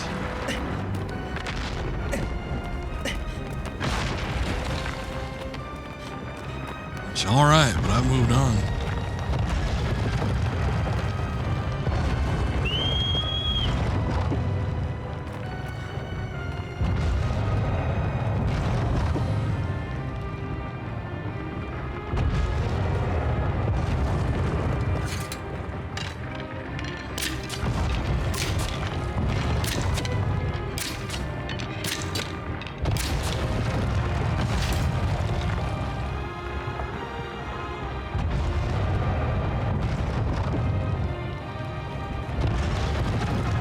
Here he comes.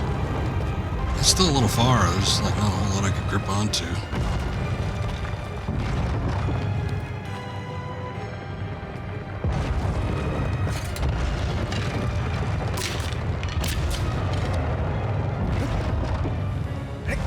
Damn time.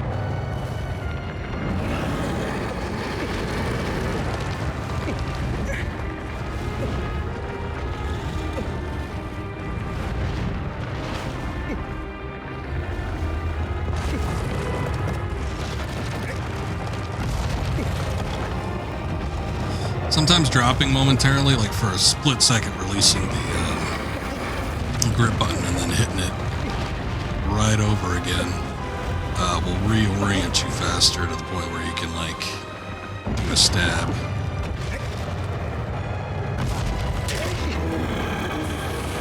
This is a hard one to hit.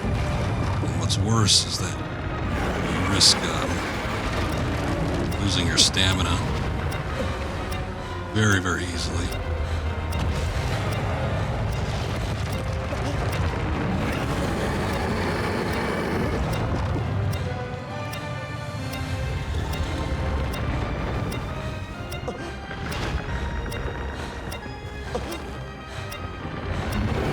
So we only got, what, like 2 good hits on that one?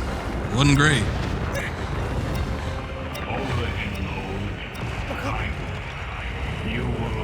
Dorman, I'm aware. I fell off again. And there's no point from that spot on the arm where I can recover, so we're not able to get it done. If this was time attack mode, this would be a restart.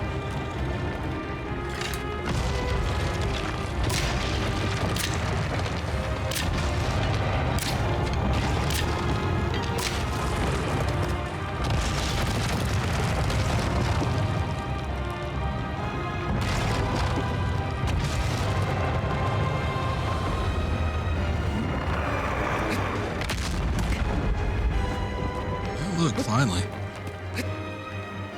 He actually gets the platform up with the left leg.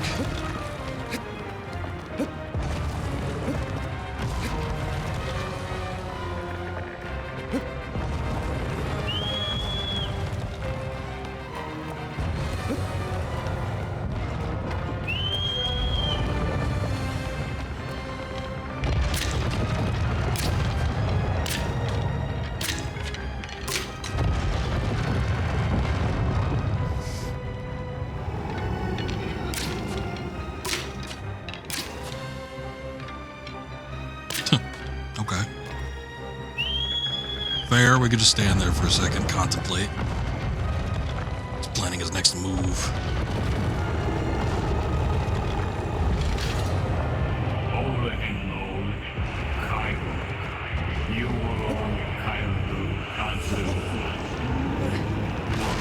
Almost didn't make that. Stress that was like a cunt hair away.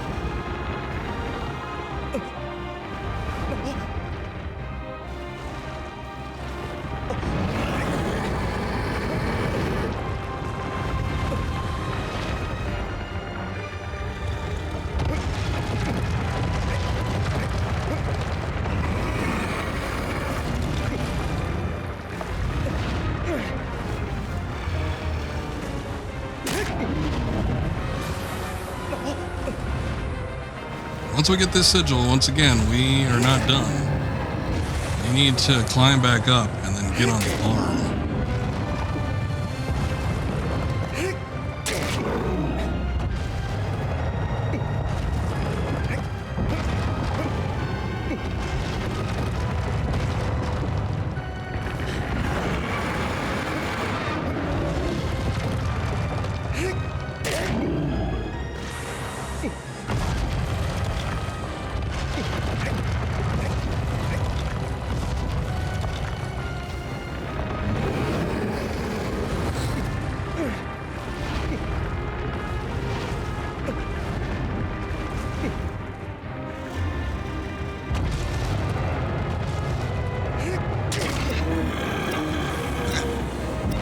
Finally got it.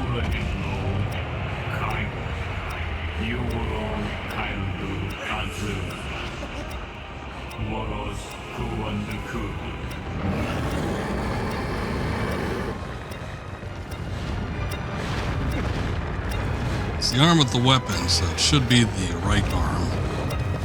Make sure you know which one you're going to. The left arm doesn't have a whole lot of hair on it, so it should be able to tell you too.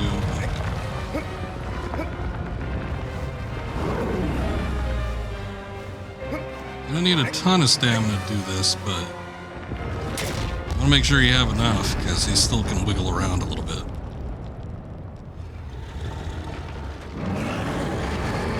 Okay, weapon has been dropped, so we may drop as well.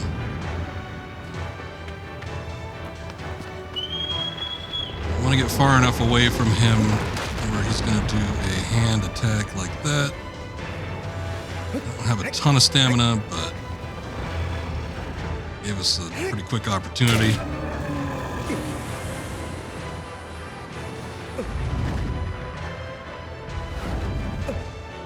Stand too close to him, he's going to use his feet, which is not what you want.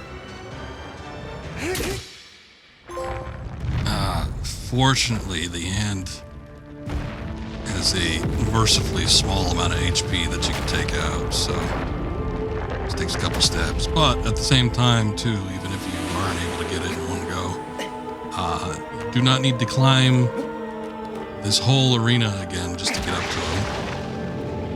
As long as he could do another hand attack, which just means leading him out a little bit, getting him angry, and then having him slam his fist down, you're good to go. You don't need to do anything fancy.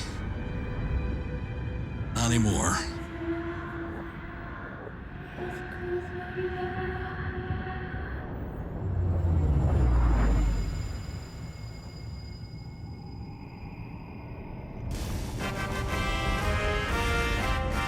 Thank you. Still, it's a pretty hard Colossus, even knowing what to do and everything. It's not easy. That's one of the ones where stamina becomes a huge issue. It's not easy to remain on top of that guy.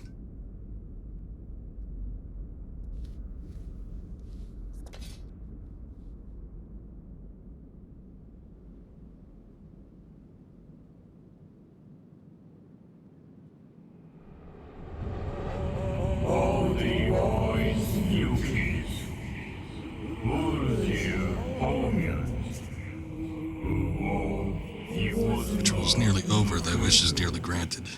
It's the first part. But someone now stands to get in thy way.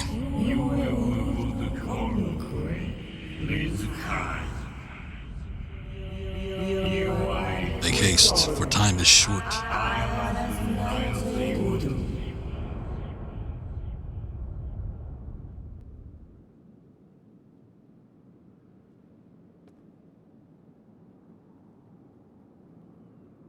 Alright, one more Colossus to go and we are done.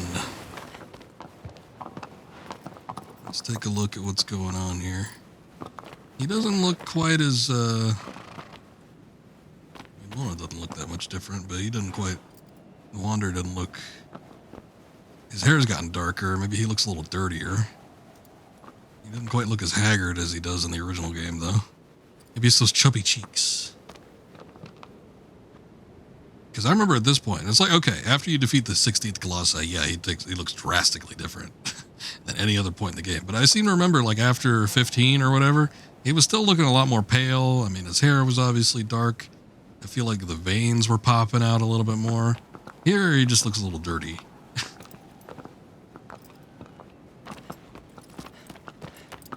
Like, you could tell there was something weird going on with his body.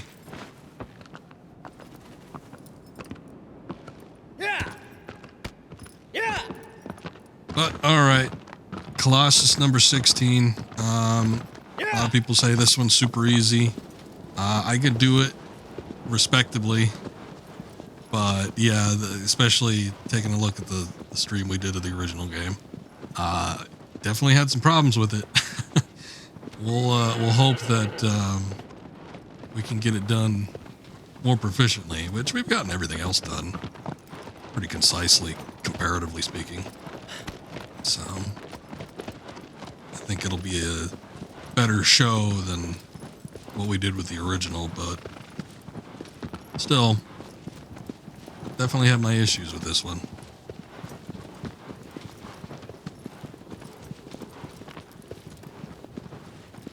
Trying to think, was there something I wanted to do beforehand before we got this done? Oh, I had, let me see if I can even pull those up.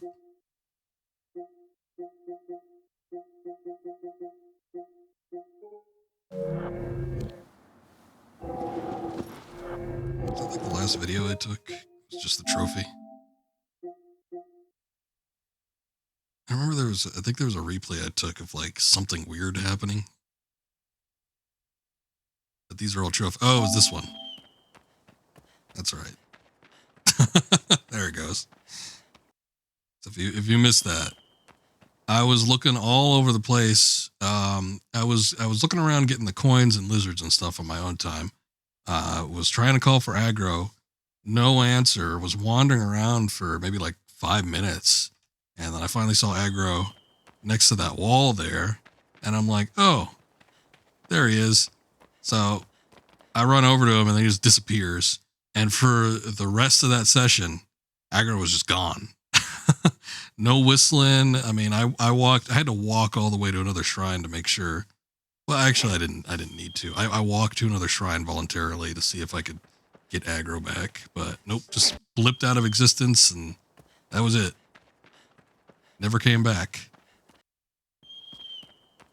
So, fortunately, I exited the session, reloaded, and then aggro was there. But, yep.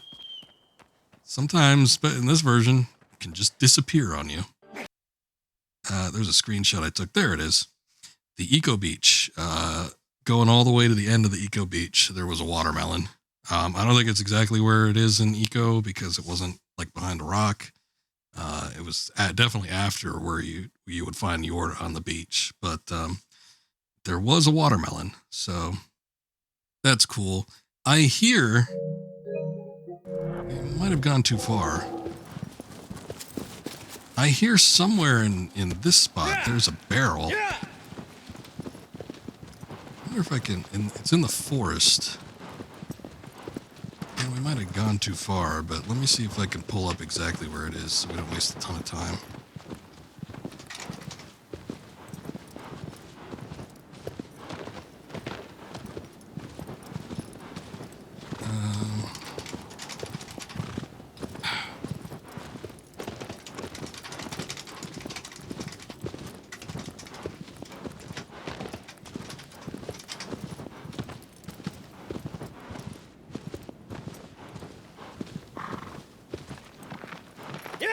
Just gonna have aggro on autopilot here.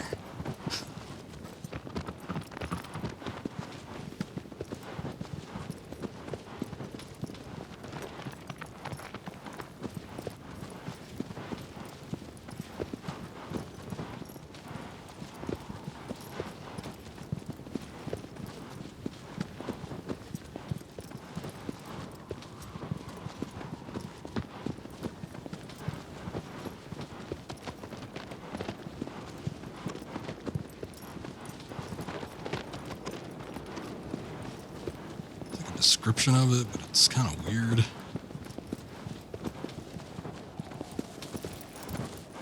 So where are we?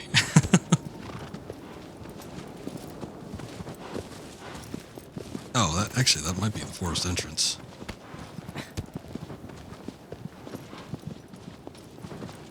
Okay, from the sounds of it, it's like near where that cliff clearing is.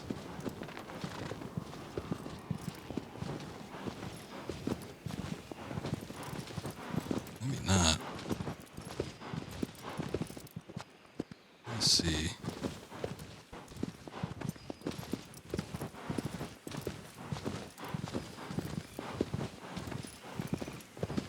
Path beneath you that swings around your white.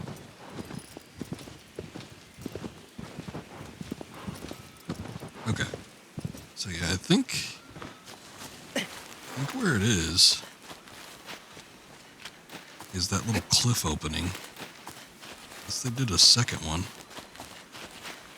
But it says to take the path to the left. I'm just going to see if there's an additional clearing around here, because if there isn't, then it's where that little cliff is.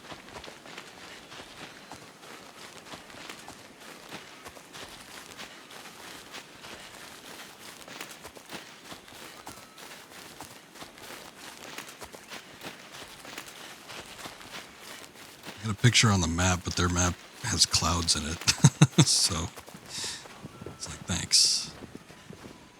Clears things up for me. It has clouds like right over this area. Let me look at their map because you can sort of see.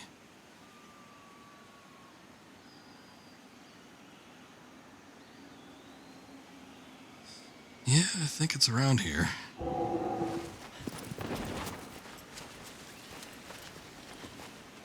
And we noticed last time that there was like a moss bed that you can actually climb around. I don't think this leads to it though. Apparently there's a cave around here somewhere though,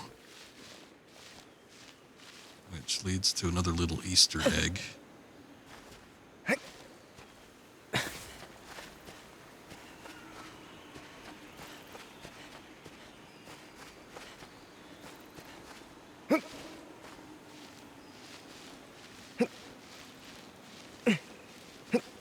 Might be down there.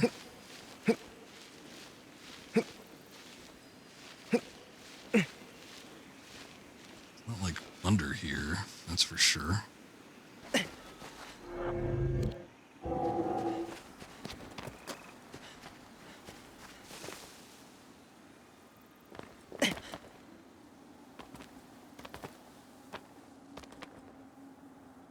way they describe it, it almost looks like it should be like right here, but let me see if I can pull up a video.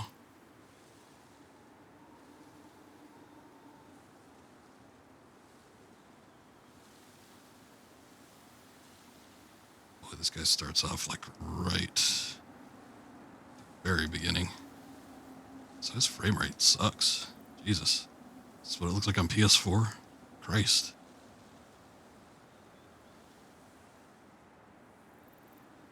Oh no, it's in the forest. It's not actually out here.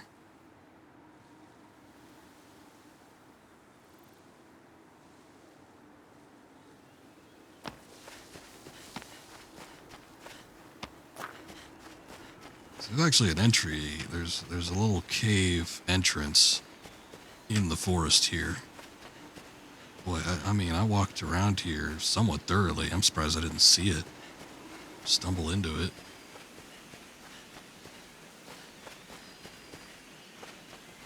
It's right here. It's right here.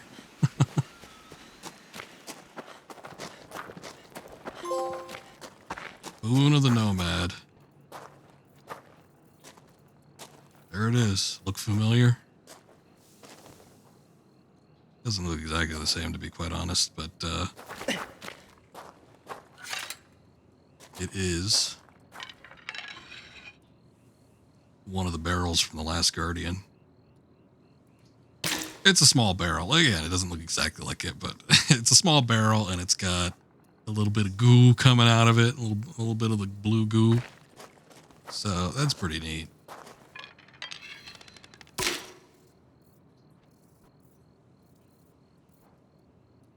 It's got a swarm of the blue butterflies around it.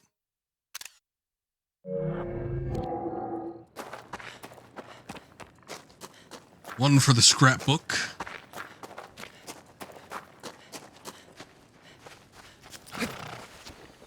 Now, coming through the forest here, we can actually exit out this side exit here, and it'll actually put us pretty close to where we need to be.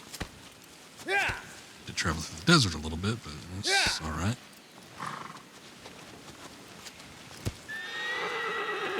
once again, navigating this forest is Yeah. a bit of a pain on aggro for whatever reason.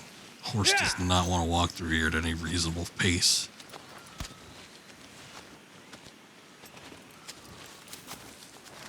Yeah. Yeah.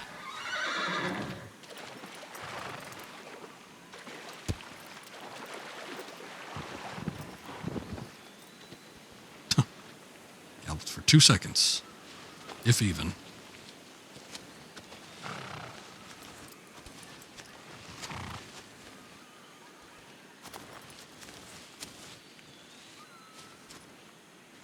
And now we're stuck.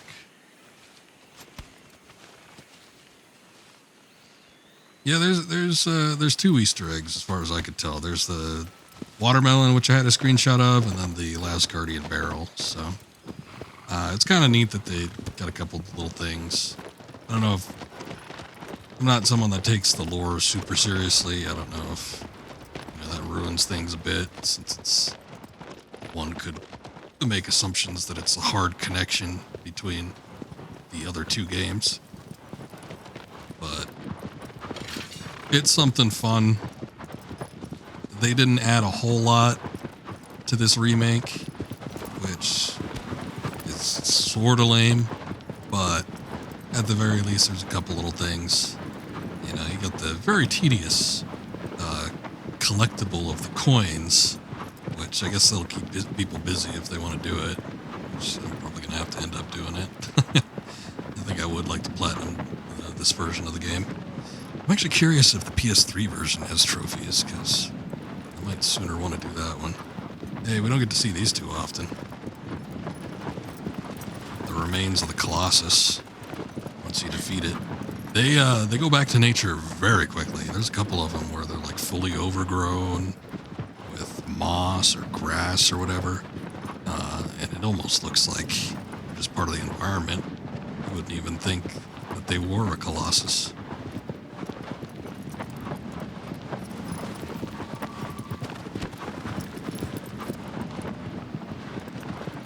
But having the 2 Easter eggs of the watermelon and the barrel is pretty neat.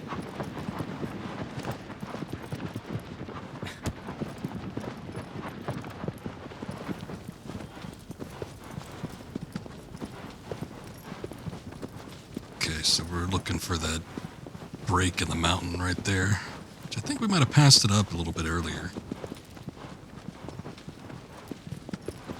Traveling to one of the other ones. This is actually pretty close to not only the desert serpent, sky serpent, but also the one Colossus in the ruins, which I think is kind of more over that way.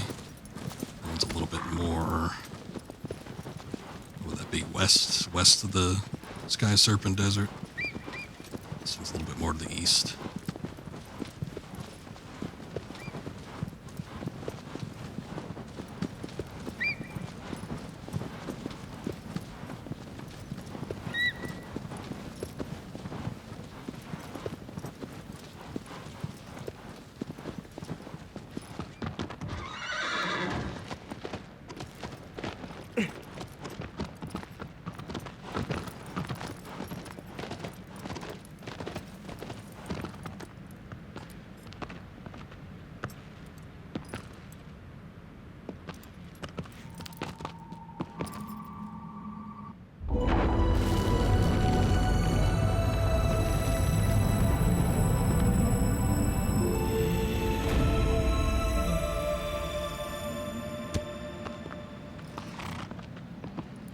Yeah. Alright, Yeah. this is it, the last one. Once again, gotta watch the worst cutscene in the game. We do have one shrine we can access before that, though. Should be a lizard up here. And I think, able to get a trophy, too, once we hit this one up. There you are.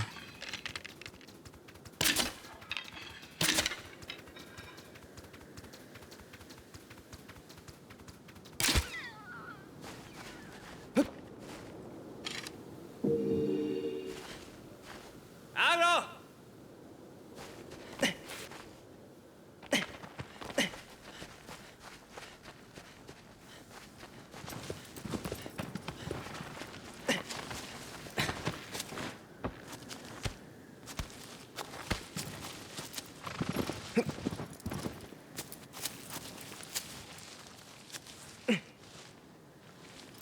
Funny enough, I think the first time I ever played this game, this was the shrine where I noticed the, here it is, Seeking Salvation. This was the first shrine where I noticed that there were white-tailed lizards. It took to the very end of the game for me to realize that there was a different type of lizard.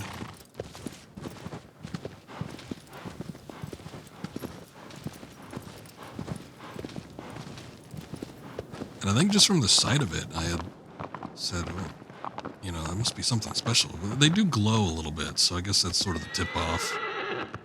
Yeah.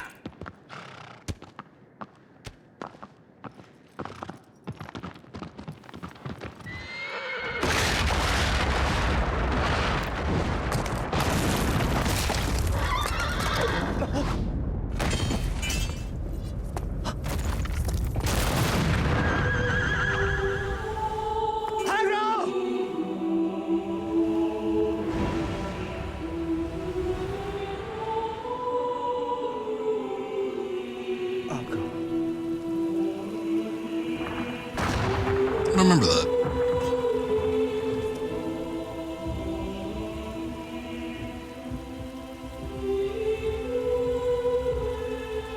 He says aggro a second time, a little bit more somber.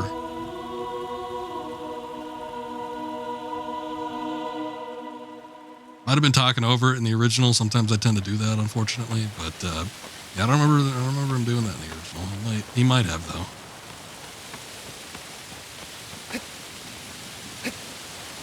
My complaint with that scene was that when he's calling out to aggro, is presumably falling to its death. It's just the same. It's the same ass vocal file that they use for the rest of the game. I feel like they probably should have made a unique aggro call for that. Something a little more strained.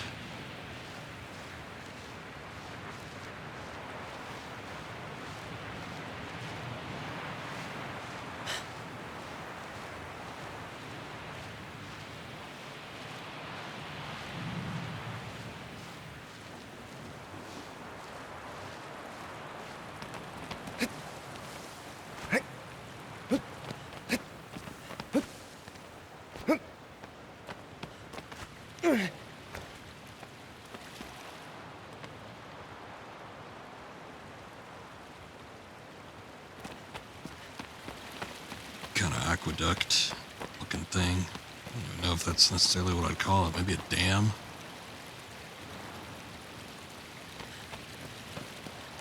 Weird looking spot.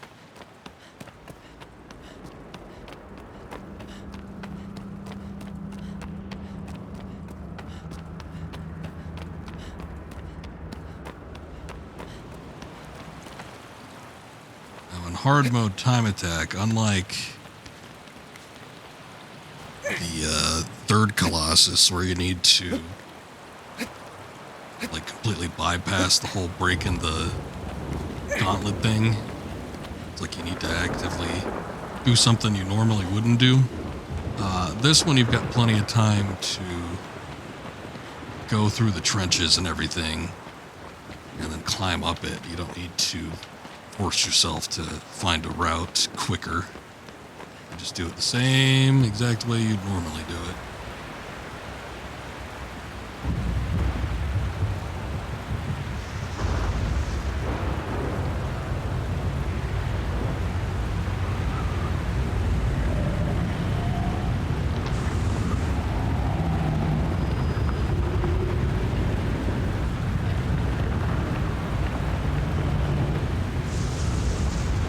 Energy emanating from his wrists, but it doesn't look like he's got the weird little bands on there. Strange.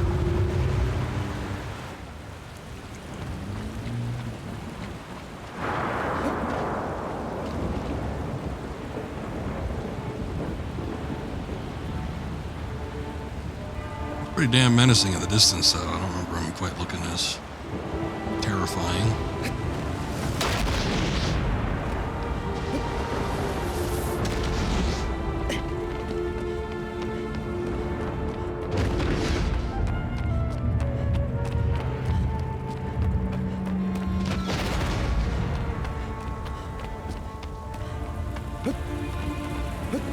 interesting tracks in the game. Obviously, being the final boss and everything, it does have its own unique music track. Very somber sounding compared to most of them. And there's this little hint of like, almost kind of like a regal sound to it.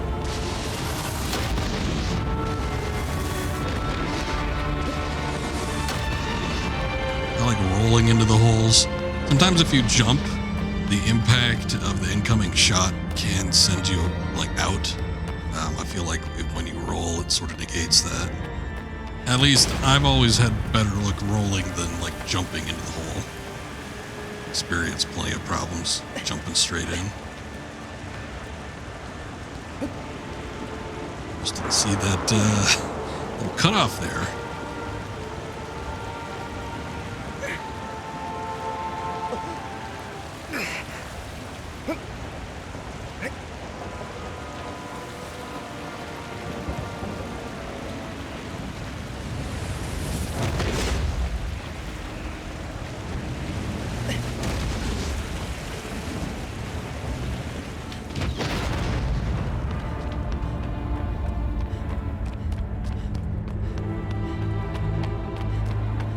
Hey, what's going on?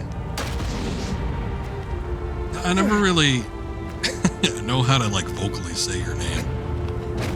Eciator? Or is there something I'm missing? But, good to see you.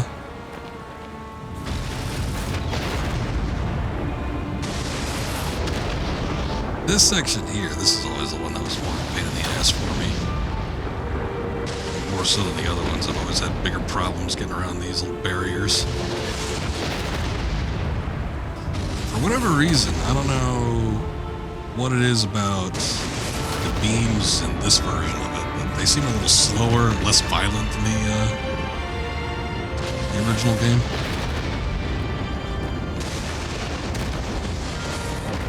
Okay.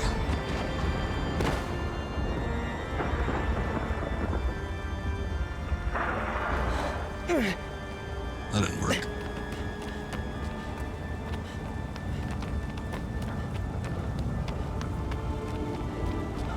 I feel like he is. Maybe.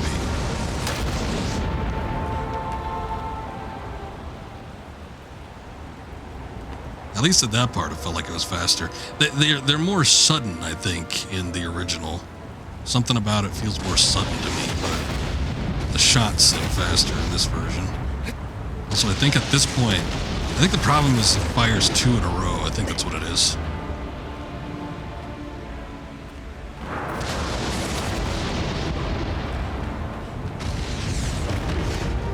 Or at the very least, he's capable of firing 2 in a row.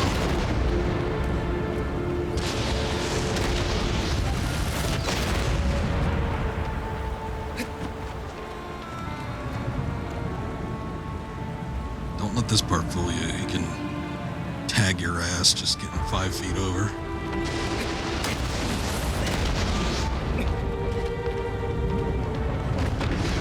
Okay. That's probably the worst of it. Is just getting to him. This part I've fallen off of numerous times. Hopefully that won't happen here, but we'll see. At the very least, I've fallen from the tippy top of this guy and still had enough HP to continue on. Twice, in fact. That original stream was not very great doing this particular Colossus. Rolling is probably faster. And not only that, I don't necessarily think there's iframes with the rolling. It doesn't always feel like it, but there's something about the roll. I don't know if it's like how the physics work, if it's like lower center of gravity or something, but even if you happen to get knocked while rolling, you don't get knocked nearly as far as when you're jumping or running. But I always feel like rolling is a safer bet. I was talking to Pasta when he was here watching we streamed the original a couple weeks back, and he was saying that this game had a heavy influence on Miyazaki getting back to game direction. So I wonder if like some of the gameplay mechanics had to be involved in that, but like the rolling being sort of a safe method, getting past attacks and everything else. You son of a bitch. He pulled his hand back. Like immediately, too.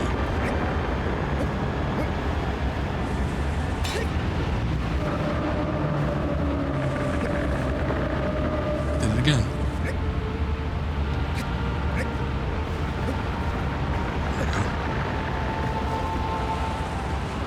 Okay. Tricky part with the hands. It becomes less tricky if you stab him. Once you stab him, he seems to, like, even out his hand for the most part. In some cases. He ain't doing it here, but... by God, he did it in the original. Hold on. This feels a little shitty. Here we go. Shit. Nope.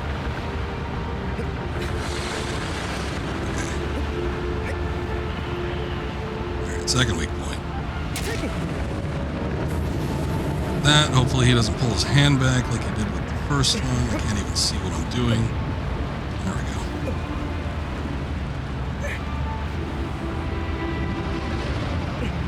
Okay, this one should be the one where he at least evens out his hands to a reasonable degree. Injure him. He ain't doing it. I'm stuck in sort of like a weird physics loop.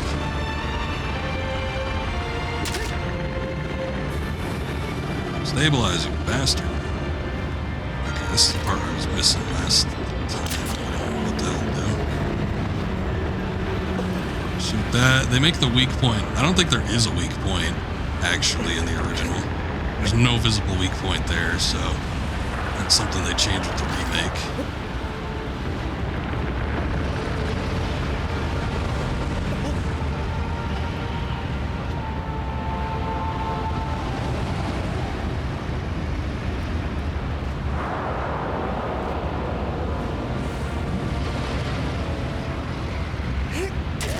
This is another one where I feel like if you get a good rhythm going, you can stop him from reeling around too much. Easier said than done, and there's a very small window of opportunity to actually get that stab in, but sometimes once he starts going, he really starts going. Like a minute worth of trying to shake you off.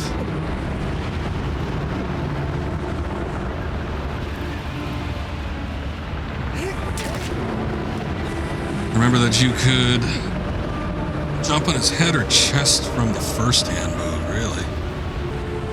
Probably by dropping off. I don't know that I've ever done that. You could probably do it here. This is my first time playing this remake version.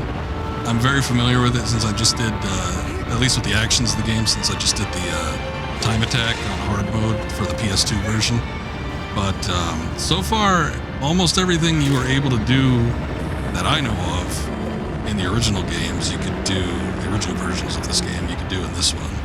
So you could probably still do it. I just don't think I've ever done that before. I could sort of see how you could do it, though.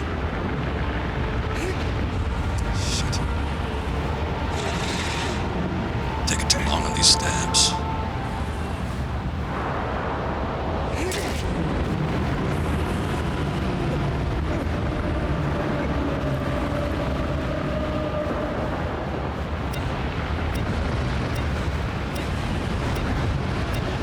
Need to recover stamina here, otherwise I'm gonna fall off.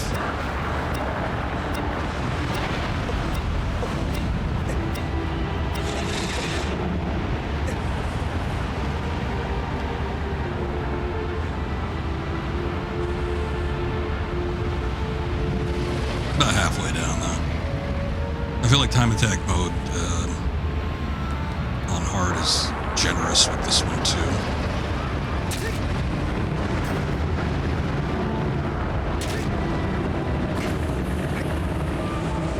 So while he's reeling back there, surprisingly, you can get a stab in.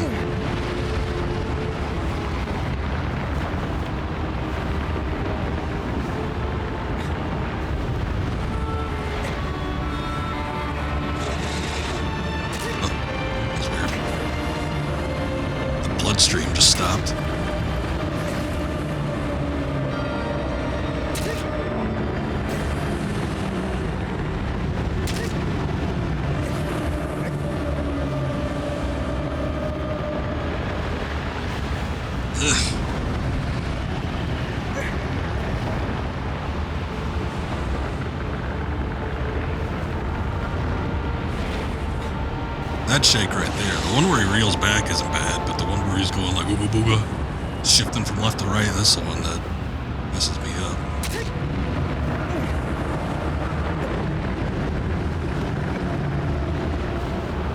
This one's like comparatively easier to recover from.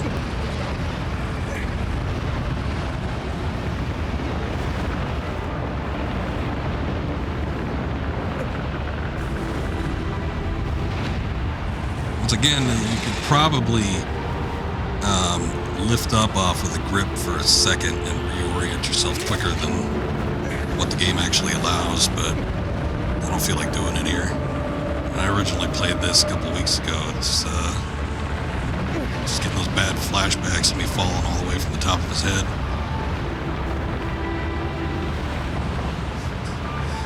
What's up, Maverick? Welcome back. Protagonist of this game is the epitome of ultimate simp. Never save a woman, doesn't need saving, especially from death. Punishment for this is a lesson to be turned back to a whiny baby. At least he gets a second chance.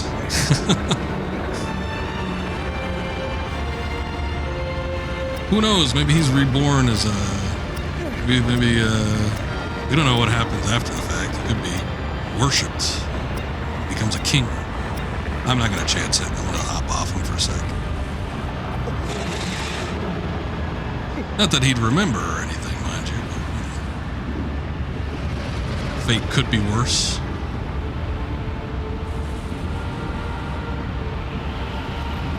Send me a link. Alright. Might be handy if I decide to do the time attack mode in here. Although, like I said, I feel like the time attack, even on hard, is fairly generous with this one. I think they give you like 15 or 16 minutes or something.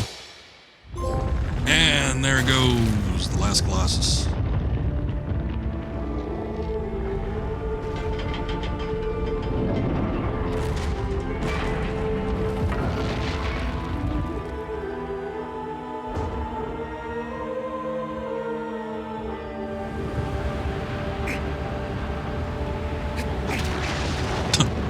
Just gonna see if I can climb back up him a little bit, but I guess we're just resting in that arm here. Thank you. And now there is not much gameplay left.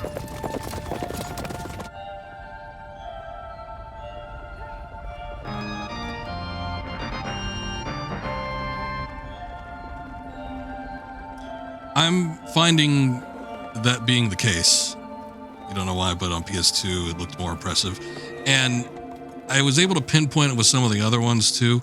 I feel like on PS2 there is also somewhat that there's like that, you know, with older games, there's that haze that comes with it, whether it's the lower resolution combined with the fog effects or whatever. But something about it makes it, the presence of everything look a little more foreboding. And I feel like everything with this remake is so clean and crisp, it doesn't quite have the same effect. Some of the lighting and the textures and stuff look good, but it doesn't look as, I don't know, in some ways it doesn't look as impressive. Definitely when we were doing some of the Colossus, like Colossus number 3 up on the canopy, the fact that you could see like all around the map and there was no fog or anything, it made everything feel a lot smaller. I feel like when you see less, your imagination lends to the game feeling bigger. But I don't know, could just be me. I hate being one of those people that are like, ooh, new bad and old good, but sometimes it's the case. Sometimes there are certain stylistic options that are taken that can really make the feeling of a game as opposed to just like making everything look good.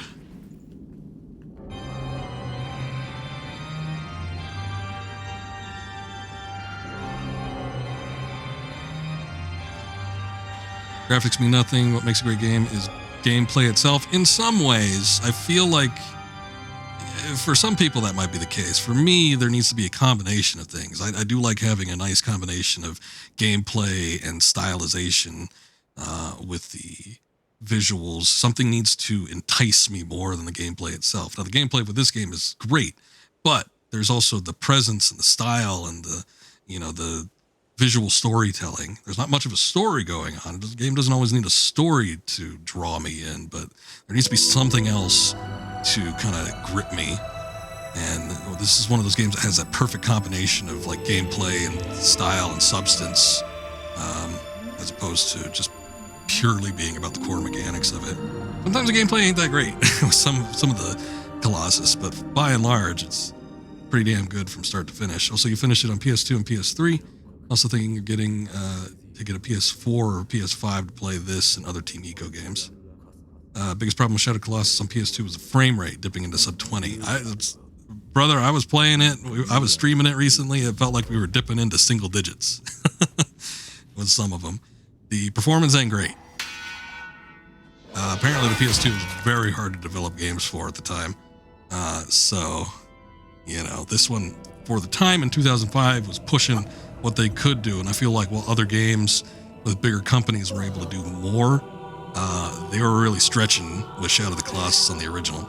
That being said, and I've said it before, but with the PS3 HD edition, I feel like that might be the definitive way because it's got most of the original visuals, and obviously the gameplay and everything is fine, but I feel like, you know, the performance being boosted to where at least you get, I don't think it's 60, but at least it's a consistent like 30.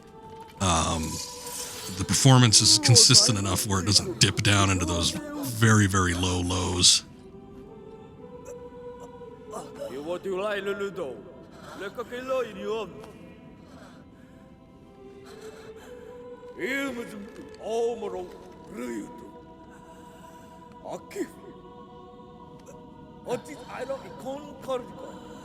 I've been reading the dialogue for the entirety of this game up until now.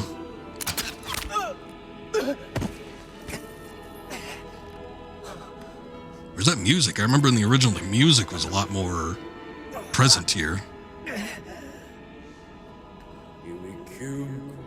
Consistent at 30 is better than inconsistent at 30 and lower. I'm fine with it being at 30 frames. It doesn't need to be at 60 for me.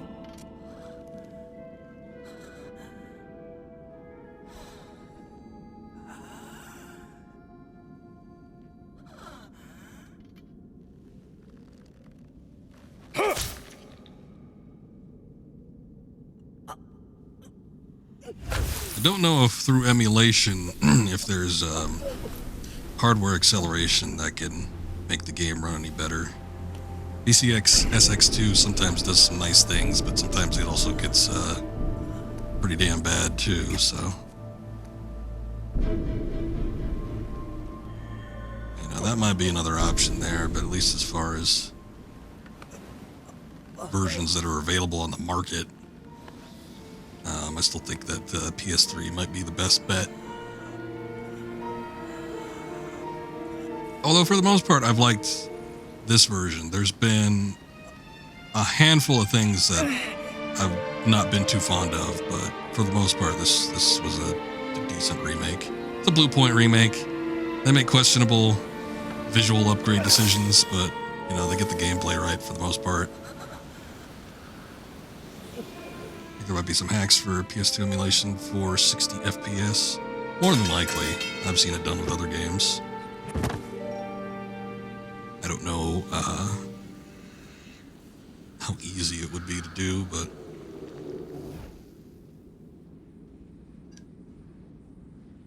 sometimes just messing around with the settings will get stuff fixed up.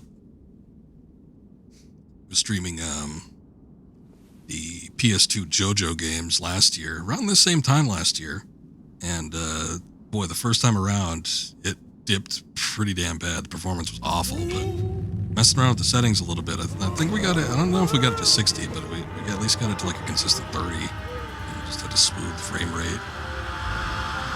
Good performance all around.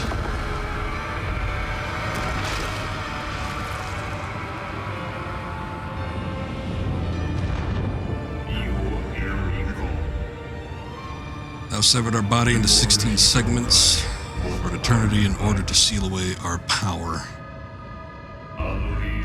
We, Dorman, have arisen anew. He's been resurrected. Dorman looking a little different. I don't know if I remember the additional arms in the back there. They've borrowed the body of this warrior.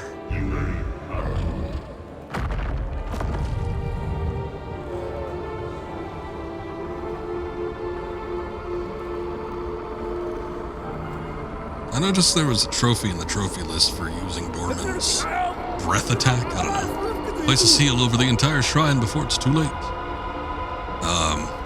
I feel like there were 2 attacks you could do, but I don't know that some sort of breath attack was one of them. Punch.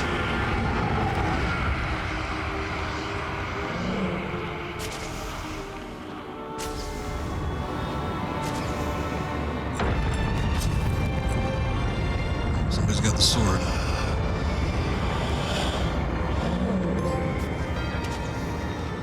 Oh, there it is.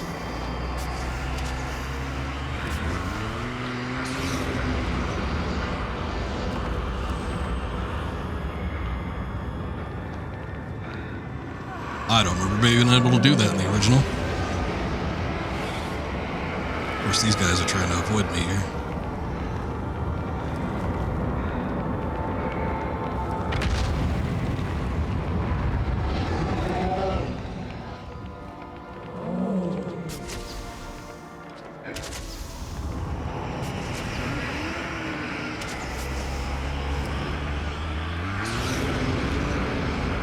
Can't seem to direct it.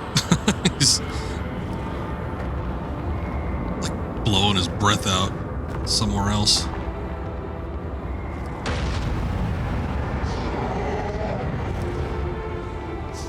Oh, this is the first run through. I don't know that I'm gonna have enough stamina if it's timed, but we can hold out. I mean, if it's a trophy that unlocks after you completely deplete your stamina, then maybe.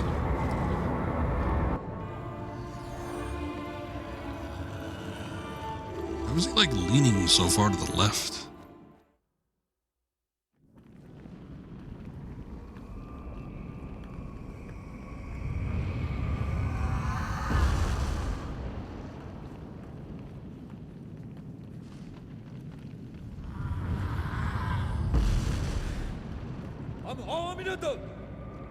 Ready my horse.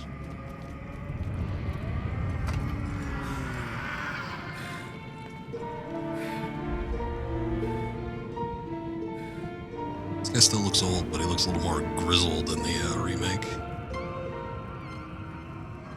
Guess they've been riding for a while.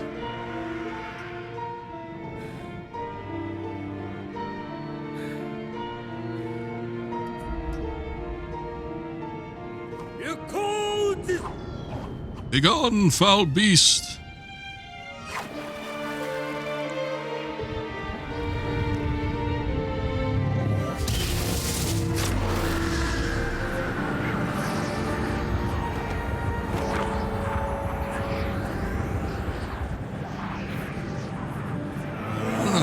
About that animation.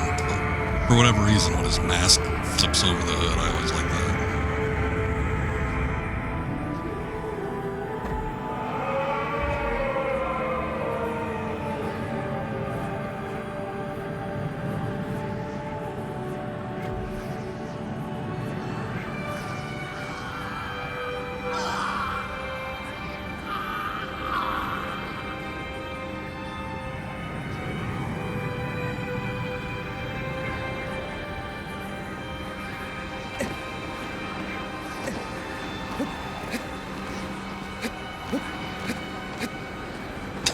I got pretty damn far.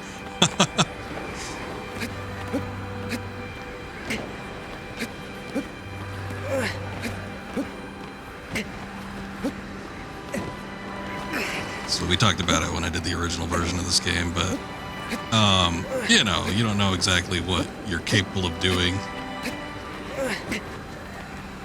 and if there's any like hidden secrets back in those days. So with me and my friends, there was always a wonder if, you know, you could beat this thing out. There was a way to actually get all the way up here and, you know, escape the, I don't know what it is, the sword getting sucked into that thing. building up your stamina meter all the way where a timer would run out or something. But I feel like those were the golden days of gaming, where not everything was revealed. People weren't digging into the files and finding out every little fact, piece of information about how the game development went, what all's in the game, what makes the game. There were still aspects of it that remained mysterious. I'm gonna hang here and hang on, see if something happens once we complete the stamina gauge. This more than anything, though. I mean, all in all, the ending doesn't... It's not super bad, but it's a pretty dour ending. And I think this, for me, might be the saddest part in the game. I called the losing aggro down the valley being like the worst cutscene in the game, but this, I don't know, sort of tears at you.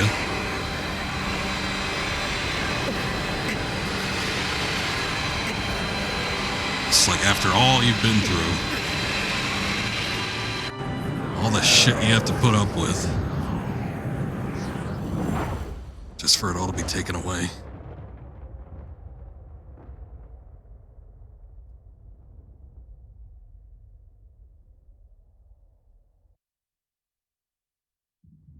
No trophy in the remake. It's only in the PS3. Ah, that's all right. I thought as much. I took a look at the trophy list for the remake here. I don't remember seeing it, but at the same time, I was willing to bet maybe I forgot something. It is nice on PS4 and PS5 that you can take a look at hidden trophies and see, you know, what all you need to do. I think I'm gonna go back and I feel like I got pretty damn close to platinuming the HD remaster, I should say, for PS3. So I gotta go back and take a look at it. Although, I booted it up a couple weeks ago to give it a try, and I got like a trophy or something for something super simple, so I don't know. Maybe my information wasn't synced up correctly. I don't think it was, because I'm pretty sure I haven't connected that PS3 to the internet in a while. But my old save file was there, so I don't know.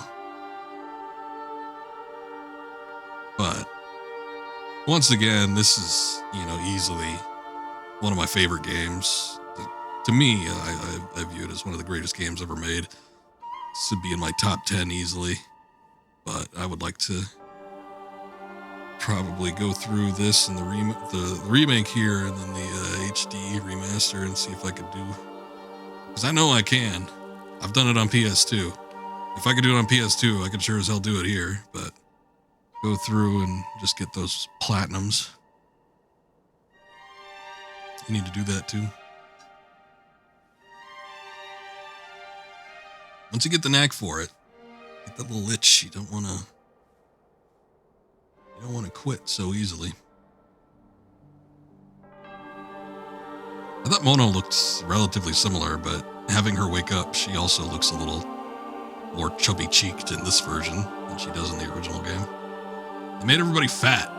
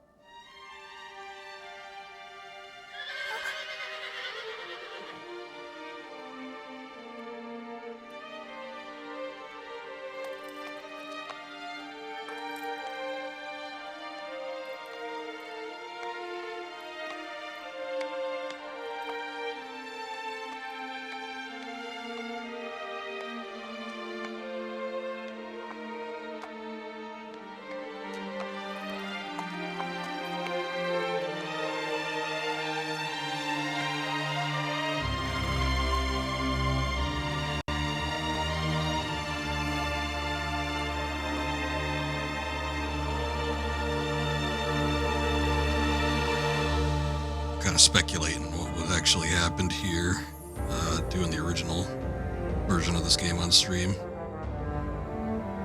In memory of Susan Benedict, heart of the studio. What the hell? It must be Blue Point. I don't think that's Team Eco. Yeah, Blue Point. I don't care about Blue Point.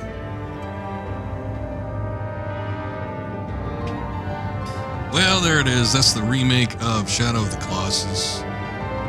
By and large, pretty good. I feel, it's like other Blue Point stuff. And as I said just a few minutes ago, questionable decisions with some of the newer designs on stuff, but overall they get the gameplay right from what it feels like. So, produced in the state of Texas. Wow, I've never seen that before. But I feel like as far as just a visual upgrade, it seems to be pretty close. Again, I had some issues with this game, not only with some of the questionable decisions and changes, but also from, stuff like falling through the map, as I brought up earlier, and aggro disappearing on me for no really good reason, and me needing to restart the game in order to get the horse back. So that was kind of shitty. But for the most part, I mean, I didn't really experience too many other glitches or anything. But did a pretty solid job, I guess, of bringing it to another platform. Again, it's like with these visual upgrades, the visuals don't matter too much to me. I'm not one of those people where it's like, oh, a game looks too old, I can't play it anymore. The only thing that sort of irks me is with older games sometimes is performance. If performance isn't consistent, or it tends to lag, or something happens, then sometimes it can be a little bit frustrating to play, which happened few and far between, I think, with the original version of this game. I still think the PS2 version holds up pretty well. It's just a couple spots here and there where it really gets low down. But, again, I feel like the PS3 HD remaster might be the definitive way to play it if you can play it on there at all. PS3 stuff is harder to do. I don't know if it's hard to emulate anymore. It might be a little bit easier with our PCSX3, but you agree? Good. If you have no other means to play it, the remake is solid enough to the point where it's like, if you really like this game and you don't have any of your original consoles or can emulate or whatever, and you happen to have a PS4 or PS5, it's serviceable. It really is. And it adds a couple things. We talked about the additions of the new collectibles and some of the Easter eggs and stuff that they put in this one. Apparently there's some other stuff too, like additional costumes. So, no man shall ever trespass upon this place again. You don't know that? Should you be alive, if it's even possible to continue to exist in these sealed lands. One day, perhaps you will make atonement for what you've done. You didn't do nothing. Gorman doesn't even seem all that bad. I don't know what their big-ass problem was with him. He had horns. There seems to be a consistent theme of the Team Eco games where stuff with horns isn't as bad as they make it out to be. Everybody's always afraid of the horns, but usually doesn't end up being as big of a threat or a threat at all. You have a PS3. I do think that the HD remaster still might be the definitive way to play it, though. But it was interesting to experience the remake here. I did enjoy seeing some of the upgraded visuals and some of the changes that they did. You wouldn't play it on PS3, 30 FPS is too low. That's where I disagree. Again, as in the same line where I'm not a graphics fiend, where things need to be at the utmost of visuals for me.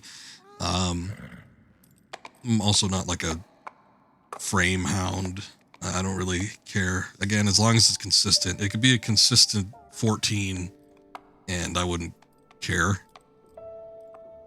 But when it starts to rise and dip, then it becomes more noticeable, then that starts bugging me a bit.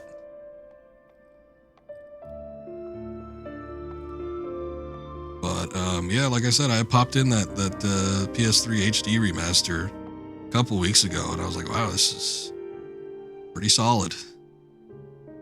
Everything seems to run fairly smoothly.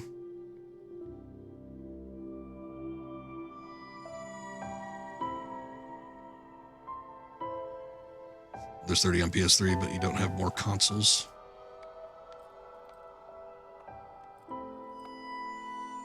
Yeah, and I don't even know what this remake runs like on PS4. I'm playing this off of my PS5, so it's getting whatever performance. And I know that there's a pro variant with how this game runs.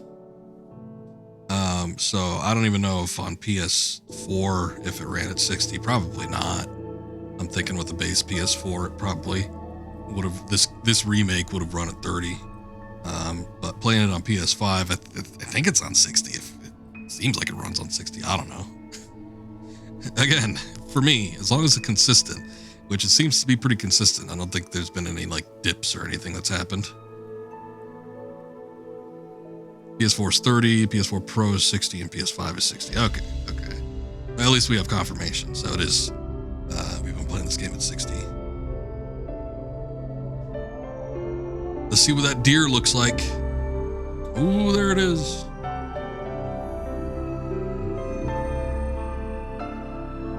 I gotta say, the baby looks as ugly as it did on PS2. It's not a good looking baby.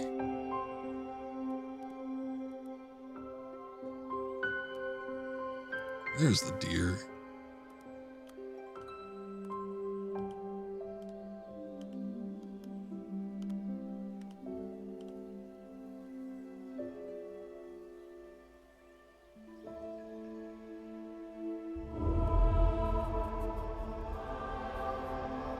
And a squirrel. And birds. And a falcon. Boy, just bring in the turtle too while you're at it.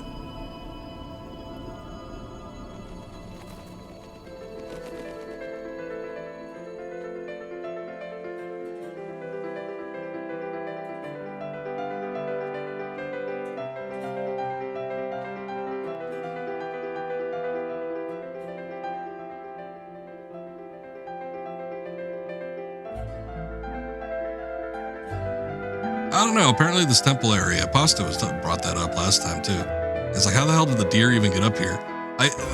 When you get up there, I mean, there's trees with fruit and stuff. Now, granted, the fruit is detrimental to your health. So, I don't know. Maybe it just doesn't affect animals or something, or maybe it only wanders, suffers the ill effects of the fruit. But there's stuff up there. So, things can survive to a degree, I would assume. There's a little aqueduct and some fruit-bearing trees. There'd be something else up there I could eat.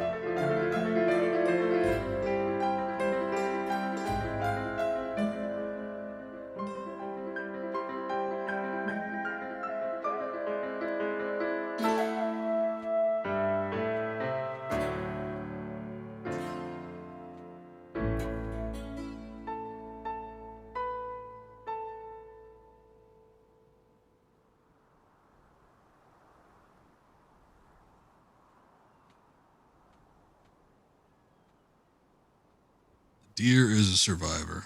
No kidding. GG, thank you. I appreciate it. Oh boy, and that is it, definitively speaking.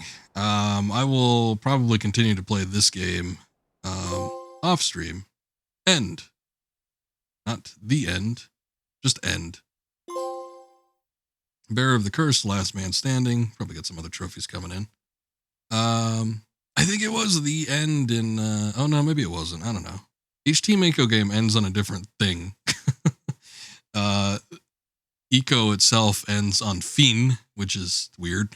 And then maybe Shadow of the Colossus was the one that ended with end. And then I think The Last Guardian ended with the end. So we always get to something more traditional. You know, I was just playing Dark Souls 2. Like, I had the sudden hankering. But that's just, every time skipping through the damn Maiden's dialogue. Bear, seek, lest. Just want to get to the damn level up menu. But yeah, we did all 3 Team Eco games, the original versions, and then finally finishing up with the remake here. So I'm glad we were able to do it. We're not done yet. We are going to go back to the original Shadow of the Colossus here in just a minute. So there's a couple things I want to check out there, but that is it for the stream and the recording that's going to go up on YouTube for Shadow of the Colossus Remake. Decent remake. It's just one of them straight visual upgrades. They got a couple extra things added in there, like the coins, which gets you a new sword, and apparently there's some cosmetic stuff and a couple Easter eggs, which was nice. It was fun, but still, not a whole lot of changes. It's a way to play it.